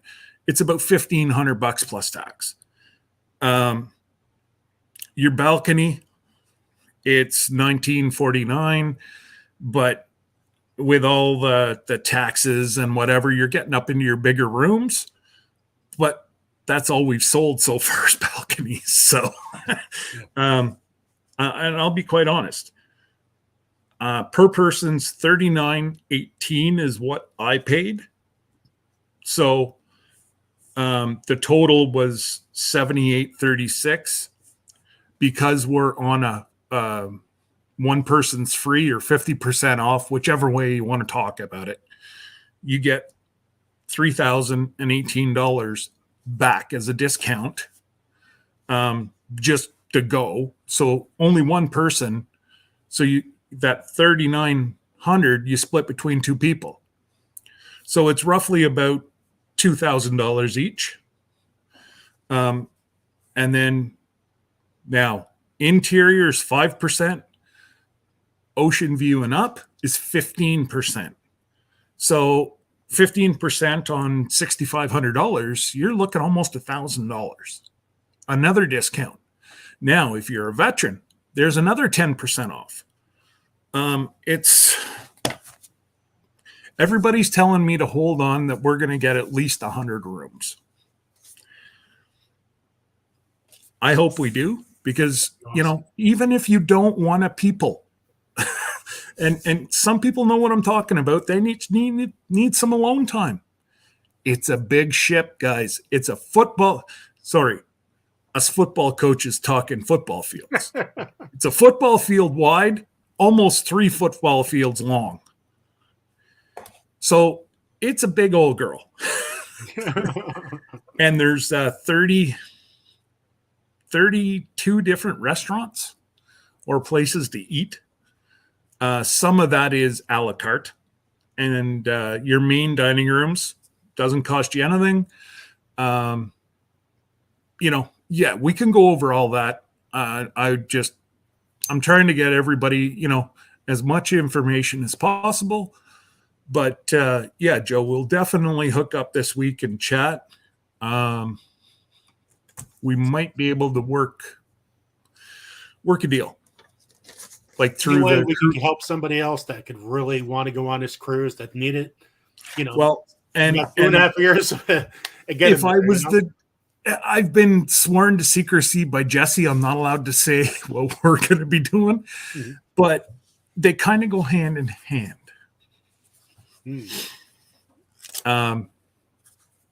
So, even if somebody wins 50%, guys, but, for ours, I don't know how Joe's going to run his, but for ours, the first 30 people get into the draw. And then we'll do the spinny wheel with the big prize being the last one. And I wish my name was going in there. So, yeah, 3 football fields long. So it's I'm thinking meters, they're 360 meters or something long. So anyways, anything, email me, email Jesse, jump on the Facebook page. There's 4 admin, and Glenda from Grace and Fire is a moderator on there as well. And she's still new, but she listens. It's important you get a good listener. That's it. And you know what I love about Glenda is she doesn't I was going to say she micromanages. That's not what she does. But if she finds something out, she digs to the bottom and works her way up. So like I've already sailed with the company, and she taught me some stuff last night. There you go. So yeah, and it's a great group of people. You know, yeah, it's going to be a lot of fun. And if you're looking at doing something, this is a once in a lifetime trip, guys. And if we can save you $2,000-$3,000, yep, thumbs up. That's what we're up to. Okay, Scott. Well, thank you for coming on and helping us all out a little bit, because this is one time. You know, this is awesome. This is really awesome. And you know what? Something that's never been done before either. That's why we're doing it. And check out Scott's channel and Rambling with the Brums. Brums. Doesn't really matter. It's the same thing. Hey, just don't call me late for dinner. And if you guys have any questions, ask Scott in the chat. And thank you so much for coming on, Scott. I appreciate it. Hey, not a problem, Joe. Take care. Well, I just cut him off. Well, you're back. Good luck, everybody. Take care, Joe. Thank you. Okay, guys, what I'm going to do right off the bat, because we're in very short time, is we're going to go off 10 winners. It's going to be Baker's Creek tomatoes. They come in the mail on Tuesday. So I'm just going to name off 10 winners, do a channel, 10 winners. That's right, 20 packs of seeds I'm giving away. And then we're going to go to crochet stuff and yarn stuff. And so 10, then we'll go over a channel, 10, go over a channel, something like that. We'll figure it out. But we got to get going here. So let's get down to the wheel. And hope you guys enjoyed today's live. A lot of information going on. A lot of stuff going on. So let's get to the wheel. Let me shuffle, and shuffle some more.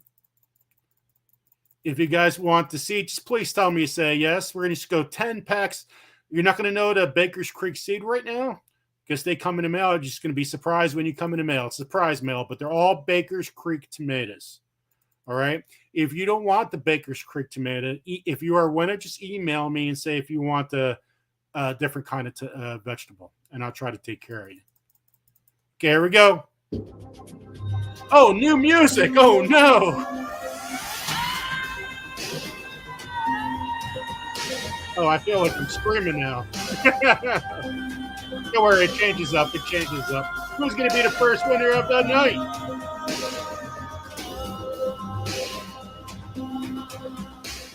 The Rusty Pepper. And the Rusty Pepper was here before.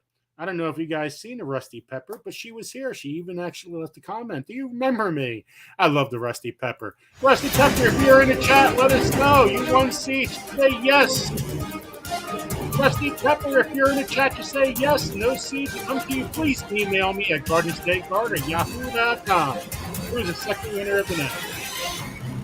The easiest, the fastest way is to do this tonight? Huga. It's not Hyga. It's Huga. And she was the winner today's seats. So Huga Homestead, please email me. Congratulations. If you are in the chat, Huga Homestead, again, you got to be in the chat to win, guys. You need to be in the chat to win. I don't. So when I go back to the live, I will know if you're here or not. You can't just email me. You need to be in the chat. Okay, next winner. Let's go.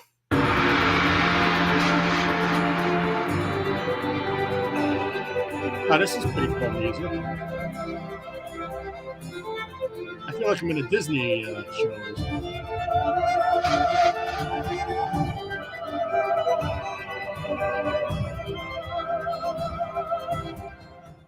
PJ! Congratulations to PJ Skelfo. Let me shuffle, shuffle, shuffle, shuffle. I know you guys can't see anything on your end. I'm trying, guys. I'm trying. Hope you guys appreciate it. Do the best I can. So we had Rusty Pepper, Hugo Homestead, PJ Skelfo. You guys are in the chat. Please say yes. Say yes. Chris O. Hey, Chris O is sending me something in the mail I should get tomorrow. I can't wait to see what they send me. That's Stock Explorer's neighbor. I like happy mail. I don't get too much happy mail. I don't get really any happy mail at all. But congratulations to Chris O. So Rusty Pepper, Hugo Homestead, PJ Skelfo, Chris O. Congrats so far. Please let me know if you're in a chat. Right now we're batting 0.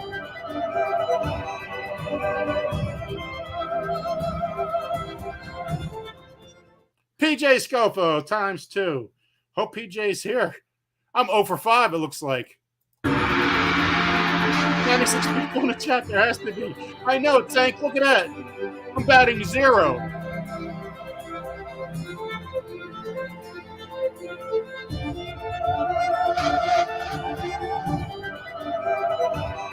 I know, a lot of people are there. There you go. Wide Family Farm is Wide Family. Wide Family Farm was here before. Is Wide Family Farm still here? Congratulations to Wide Family Farm. Shuffle, shuffle, shuffle, shuffle, shuffle. What is that music? I have no idea. This sounds like, oh, I don't know. Maybe I should go back to the polka. The way I'm batting, the polka is so much better. The polka is so much better. Polka, we actually do really well. JP Princess. Congratulations to JP Princess. You were in the chat before. You know, let's just change this, guys, because this music is definitely not working.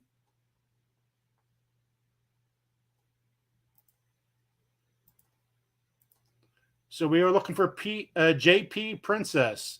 Let's change it up to polka. Now, watch this. We're going to get a winner now.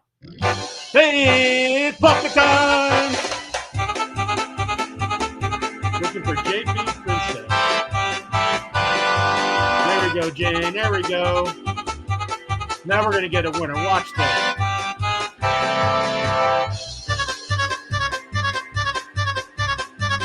Much better. Oh, PJ! Oh, my God. Oh, my God. This is the way things go, guys. Sometimes you get lucky, sometimes you don't, sometimes nobody wins.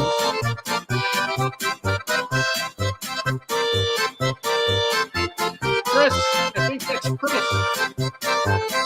Chris and Curly babies. Please email me. Congratulations to Chris.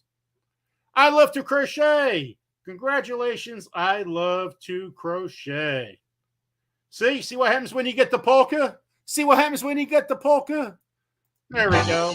There's Wide Family Farm. Congratulations to Wide Family Farm. So we got Chris O, Wide Family Farm, I love to crochet are all here. You guys going to be getting mailed out some knits and papers.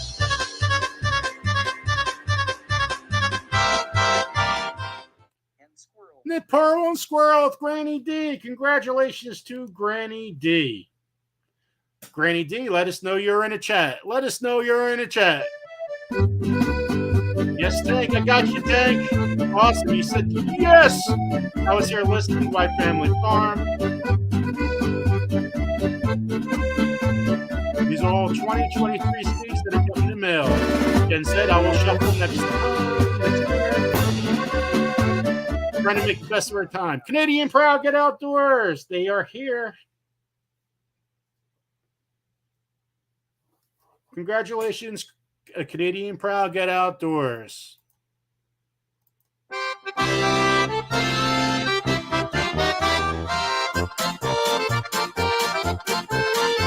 This is the fastest we ever did seeds like this before, right?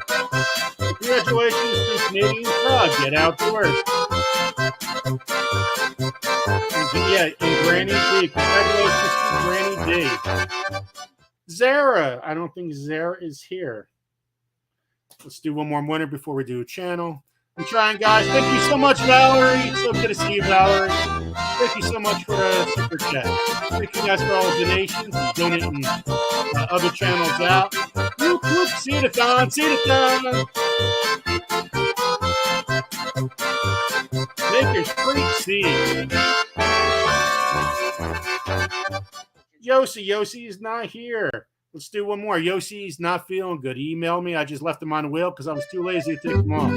So congratulations to Yossi. I know Yossi's not here. And I haven't seen Zara. There's Canadian Proud. Congratulations to Canadian Proud. Make sure you guys email me. Winners email me. Gardner at yahoo.com. Pamela Morrison. Congratulations to Pamela Morrison. Let me, okay, let's do a quick channel review. This is going to be really quick channel reviews today, guys. I'm sorry. So this month, as you guys know, I've been celebrating Black History Month, going over channels. So every single day in my community tab, I'm sharing channels. So hopefully you guys like that. So let's see what we have today. So check out TT's Urban Pantry. This is the stuffed pepper soup. And this is a very short. I have had so many people ask me about this. Just want to show you what and I follow. did it in the middle of another video, just kind of unexpectedly. So I decided I'll just go ahead and do its own standalone video. And then that way I can just direct people to this video. But this recipe is so good every time. Pamela's here. Thank you, Juliana. Congratulations, like, it's Pamela not Morrison. Please email me at gardenstategardener@yahoo.com. We Thank you, eat Juliana. And I even freezer prep this, and I'll show you how I do that as well when I just kind of. So if anybody sees the rusty pepper, who go home, PJ, JP Princess, or Yossi, they come in this chat all of a sudden. Let me know. So I have Chris, I got you, 8 Chris. peppers here: 2 green, 2 yellow, 2 orange, and 2 red. And then 1 whole white onion and half of a red onion. Some of the peppers have gone through the food processor, so they're processed down a little bit more. Look at that. And then I just kind of diced up a couple of the peppers as well. I also have in a can of diced tomatoes. I don't know if I will use this or not.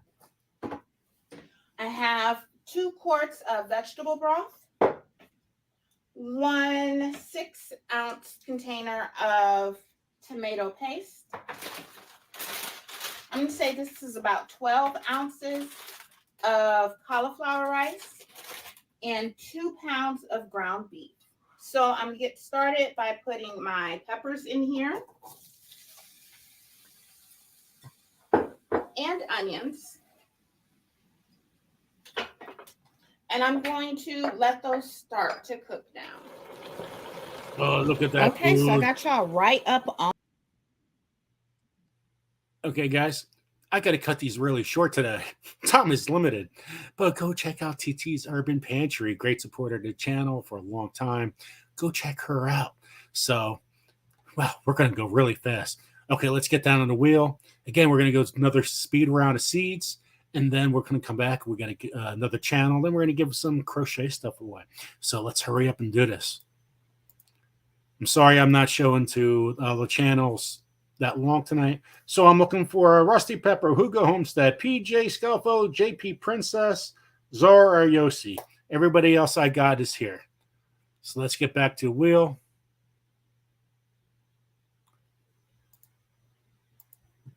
Okay. Sid! Thank you guys for all being here. 102 people on it, chat. You guys are awesome.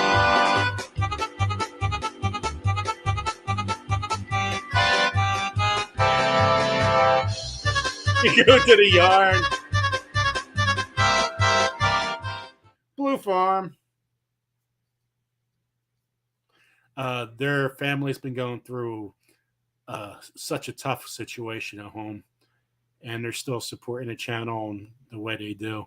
It's really sad what's going on with their child. And hugs to you, Blue Farm. Hugs to you, Nikki and Jay. Okay, who's going to be next winner? Congratulations to Blue Farm, you guys listen. Love you guys.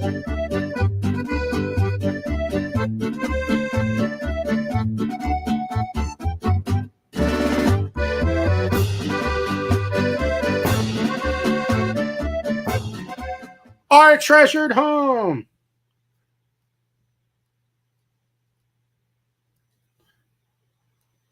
Congratulations to our treasured home.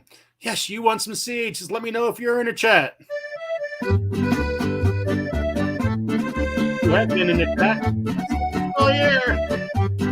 Hey, yes. Not yet. Our treasured home. There's 101 people in the chat.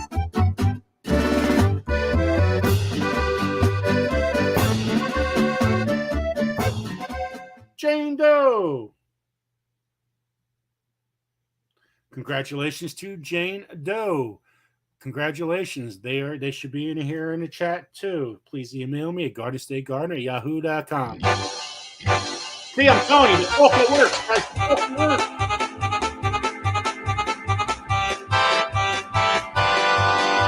Whoop, whoop, whoop. Professor Journey says. Whoop, whoop. Yes, Brandy D, you won seed.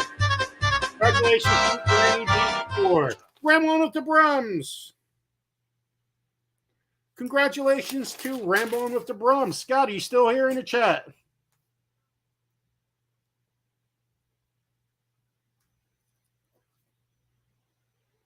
Scott, email me at gardenstategardener@yahoo.com. Hopefully you're still here. Congratulations to Scott.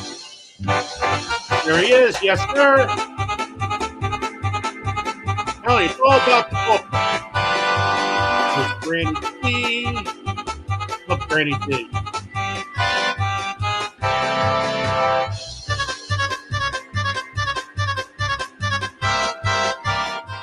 Doris Artman. Congratulations to Doris Artman. And Doris should be in the chat still. So congratulations to Doris.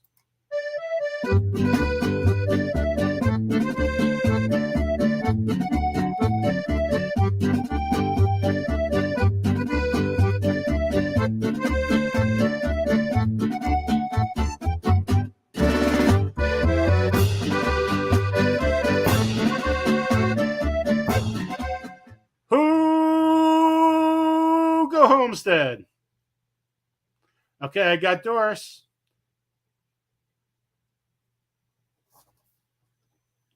Hugo Homestead is our last winner. Here we go. Two more. I got Doris. Thank you guys. Thank you. 101 people in the chat. Thank you guys for your love and support.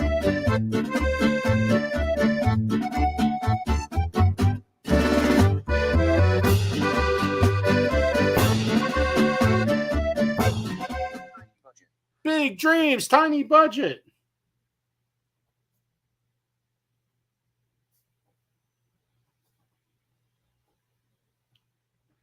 Congratulations to Big Dreams, tiny budget. You're the winner of seeds. Seeds. People in the chat. We've been around 190 to 105 people in the chat. I think 108 people was the most we got.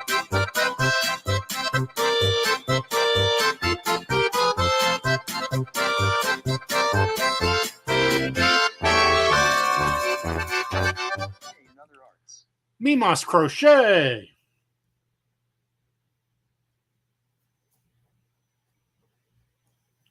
Congratulations to Mimas Crochet and Other Arts. And there's Star Homestead. Star. Good morning, Star. Good morning. I'm glad I woke you up. I love Star. Star's a great guy. He really is. I'm so happy I met him on White Family Farm. Star's an amazing guy. And, it's weird when some people come in your life and that you really you gel to and laugh. And you could be great friends. Never thought I'd be friends with a Star from India. Star's amazing. Great guy. Let me shuffle again. As Ted said, shuffle, man. I haven't won yet. Jeez. Let's go. Shuffle, shuffle, shuffle.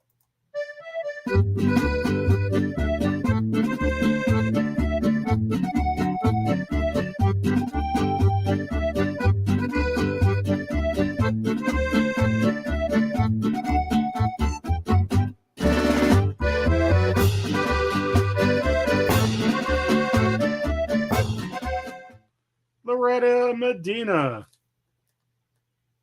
Loretta is actually a schoolmate of mine. So congratulations to Loretta. If you are listening, say something in the chat that I know you're here. But congratulations, you won seeds. Okay, let's do another channel review really fast. Again, this is a very short version of a channel review. Because more or less, I'm just letting you play, hear your voice, and so look, I didn't hit the like button. So this is Broke Farmer. So much knowledge in this man. And you know what? Hey, Broke Farmer has broke everybody here. So let's go over his see his channel. What I mean is these. Okay, there you go. These runners that didn't make it, getting all that out the way. Now, when it comes to pruning trees and everything, put this in the strawberry patches. They always say the first thing you do is get rid of all the dead limbs. So, strawberries are a fruit. Why isn't it the same concept? Prime example, this runner, it didn't make it. It sent out a runner, but it died. So we're just gonna leave that in there to rot and take up space? No, we're gonna clear it out, give some good growing room for our strawberries, and that's how we're gonna prune strawberries. All right, let's get at it then. All these used to be runners that didn't make it. So we're gonna gently get them out. That's a lot of them. Sitting off a bunch of runners, but I gotta get all this out so I can see my strawberries,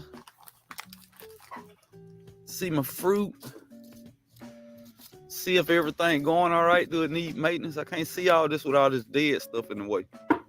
So we're gonna prune all that out. All dead leaves gone. All this. That's gotta go. Stop doing that.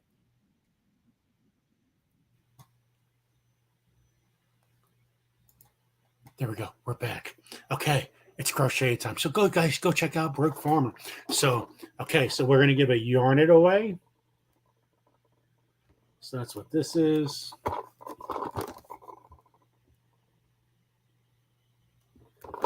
Which is really cool. Yarn it. Then we're going to give away. Here we go. Isn't that cute? Isn't that cute?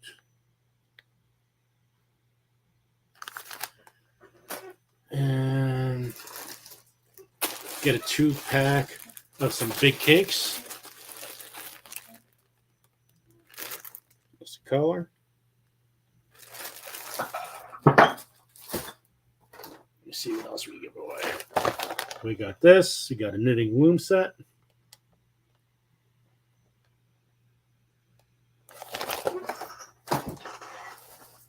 And we got a 3-pack.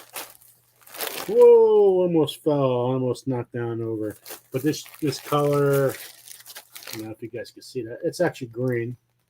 It's not blue. It's green. That's terrible. That's green, guys, not blue. Just to let you guys know. But it's a light green. Light green. So, good luck, everybody. Good luck. Good luck. Let's see who's going to win these. This is pretty awesome stuff, guys. So let's get back to the polka. And if you don't want this and want to choose seeds, I'm just sending you Baker Creek seeds, just to make it simple. Or you give it to someone else. Okay, let me shuffle, shuffle, shuffle, shuffle, shuffle, shuffle. Good luck, everyone. All these are awesome, awesome prizes. So we're going to give away the Yarn It first. We're giving away Yarn It first. Well, I don't know what I just did. Okay. Good luck. Yarn it.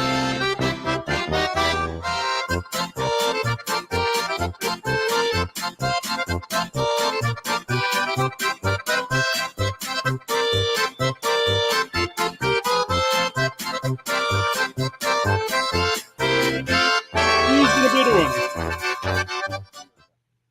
Jimmy Espinosa is not here. So if Jimmy is here, I will send him hot pepper seeds. Let's do the yarn it again. Yarn it again. Yarn it, yarn it, yarn it. And the tree is gone. You're right. My tree is gone. I gotta see you guys. I'm starting to clean up finally. All this is supposed to be cleaned up. I just run out. Not yet. No green yarn yet. Yarn it again. Yarn it, yarn it, yarn it.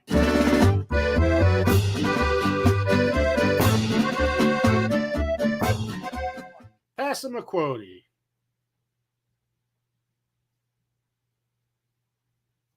So, Passamaquoddy, if you are here, do you want to yarn it? Do you want seeds? Do you want to give it to someone else? Let us know. Let us know.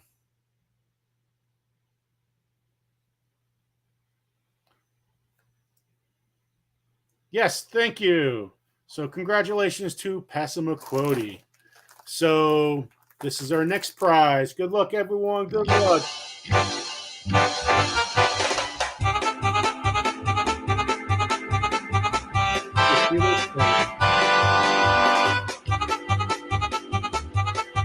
So cute.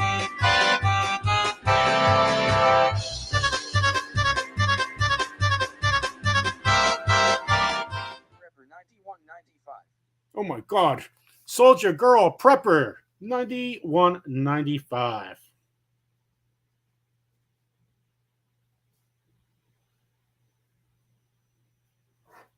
Congratulations, Soldier Girl Prepper. I don't think they are in a chat, so we got to go on to our next prize.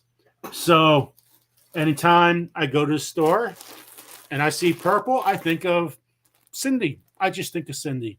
Anytime I go to Michael's, I think of Cindy, actually. So that's Life in Yarn Tangled. So here we go. Purple yarn. Purple yarn. You get two of them. So let's see who's going to win. Two big cakes.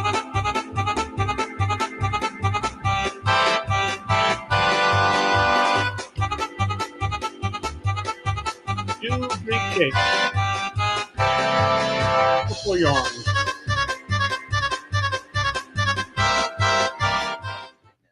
Dixie Cuddles Fitness. I don't think Dixie Cuddles is here. Did you see Jane Doe? I didn't see what she read, what she wrote, but I know she. 1 second. Doris Arment, I left a comment for Joe. Hope it worked.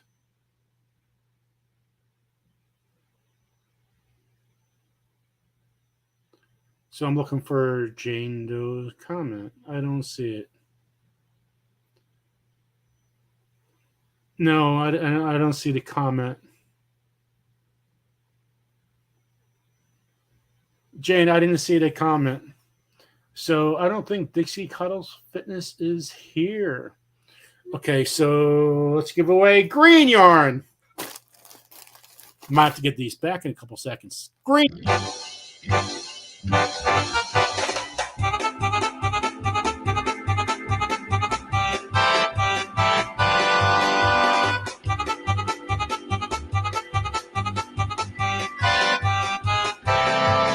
Well, you become a member. Congratulations. Barb's Country Home, are you here?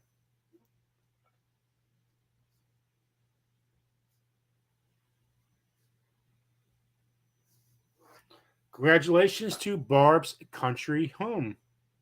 So we need to know if Barb's Country Home is here. If you did, you won some green yarn. Green yarn. Barb's Country Home. Okay, she's here. Congratulations. Whoop, whoop, whoop, whoop, whoop. You want some green yarn. So yes for Barb. Barb, do you thank you. Okay, I'm taking that as that you want the green yarn. So congratulations to Barb. I know she's usually chose it in the past. So yes, you said. Okay, this is what you got. This is the next winner. This is an awesome prize, guys. This loom set. So Who's going to be in the loom? Who's going to be looming?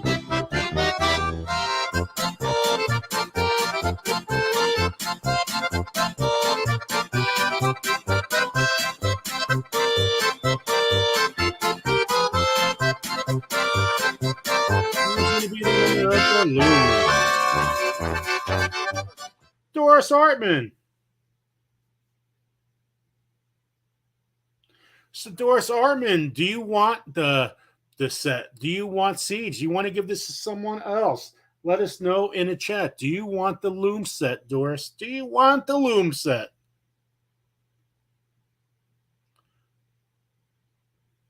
So we're looking for Doris. Is she still here?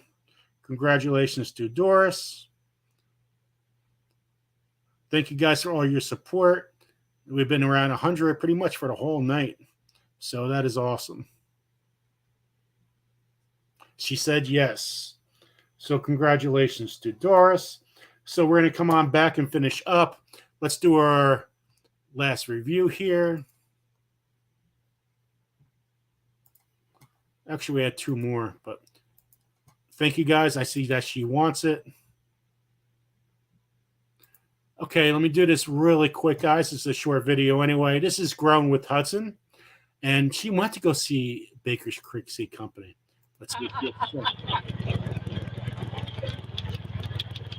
Oh, there's the big boss. I think that's him. No, he's got his motorcycle today. Oh, okay. All right. I feel like a little tour of the area. So that's where Jared and Emily live. Grown with Hudson. That's a nice house. It is. It's the house that they moved into. It's the house. It's Yeah, nice old cars, isn't it? now. That was here when we got all straight. Okay. Back in, I think, 89, 88, 93. He was 12. Okay. So out that way is Emily's horse farm. Oh, they have horses too? They sure do. Some beautiful horses. And in fact, I think that's what they're doing right now. They're out in Colorado to get another horse. Okay. There's the boss. This is a tropical see, I'm going greenhouse. blind. I can't There's know like the difference. bananas and papayas and Oh, there we go. crazy cool stuff in there. Oh, awesome. Yeah. It is FR Humphrey. I didn't get y'all on camera. But we can. Okay, guys, so go check out Grown with Hudson to see more of these kind of videos. You know, I think it's pretty amazing. And let's do our last channel review really quick.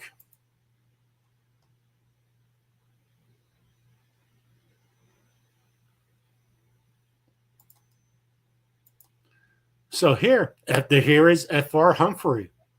Go check out FR Humphrey. Let's show a short variation of this, and you guys could go watch the rest of the video. Thank you so much, 2%. Some of the seeds that I purchased for this year. So this is FR Humphrey. She's in the chat. Time of the year to get your garden plans in order and to get your seeds together, what you're going to plant, and maybe even start growing some of your seeds. Get some of your seeds in the ground and get them started so that they'll be ready to outplant when the weather gets right for that. But first, I want to show you a couple of things that I've had going on this winter. These are calamondin plants that I'm growing from seeds. I started these inside this winter, and while on the warm days I've been taking them outside. On a cold day like tonight, they're in the garage.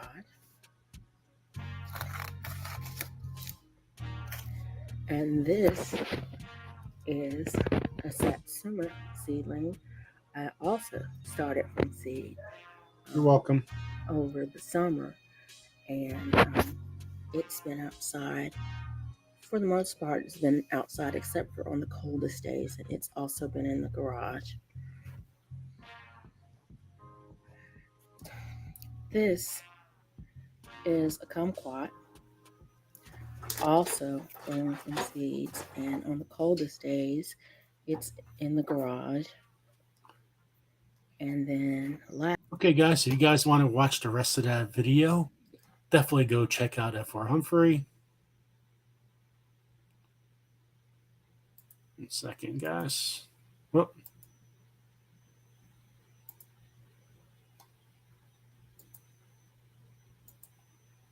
Whoop. Hey, can you guys hear me? Just let me know if you guys can hear me in the chat. Let me know if you guys could hear me before I keep on going on. Because when I play a video, I can't have any sound on, because if I have sound, that creates an echo. So just let me know if you can hear me. Yep. Okay, guys, so the purple yarn is back. We got this is back. Isn't that cute? And we're going to add a thing of hot sauce. Pucker butt. And then we're going to go seeds and this night. You got Bake a Lake Let's Do It's live right now. White Family Farms line at 11:30. So let's go purple yarn. Let's get this over with today. Jeez, it's been forever. Forever, ever. Purple yarn. Purple yarn. Hey, does it complete?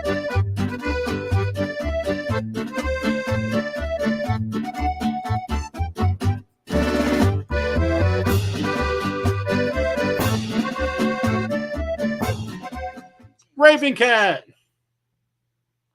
Congratulations to Raven Cat. Whoop, whoop, whoop. So congratulations to Raven Cat.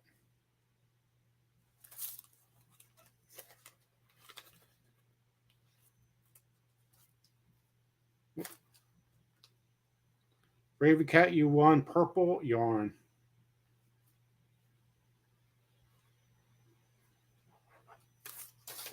Okay, let me put this over here. Thank you, Joe. I will take it. Okay, this is next. Whoop. I'll just let you guys should be getting mail any day now. 2 weeks ago, and working on everything else, but everything getting out there. Actually, who wants it? I got it. I got Raven Cat. This is the next winner. PJ. We'll throw that out the window. Oh, there goes the hot sauce.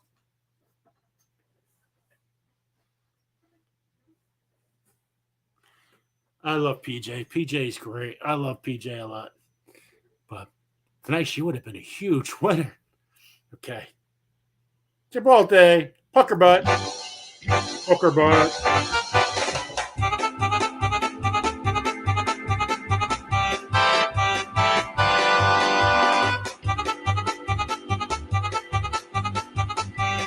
No, not the sauce. It is the sauce. It is the sauce. Pucker butt hot sauce. Camper 14. So Camper 14, if you're here in the chat, let us know. Oh, no, it definitely didn't break. Definitely didn't break. But this is a great bottle, guys. This is awesome. Let us know, Camper 14, are you still in the chat? Okay, seeds.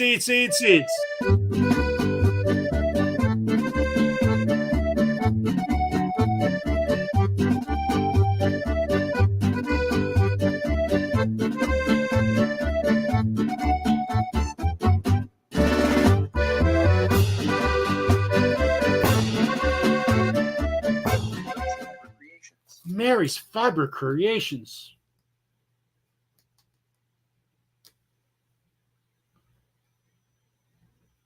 And we're going to do one more winner, guys. One last winner. And then... You guys are getting tired of me, I know. Congratulations to Mary's Fiber Creations.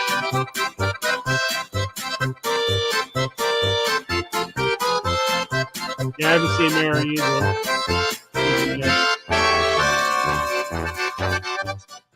Nicole Smith Gardening.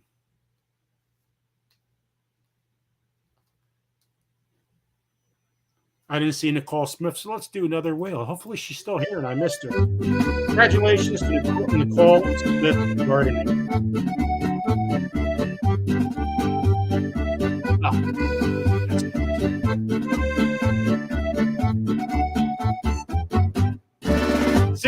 seeds, Nate. Hef Outdoors. Hef Outdoors.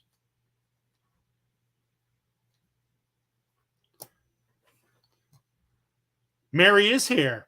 Mary, congratulations.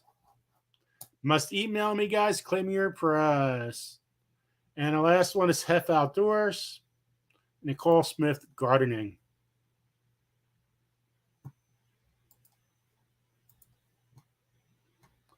Let me see. Oh no, Hugo Homestead just came in. Oh no.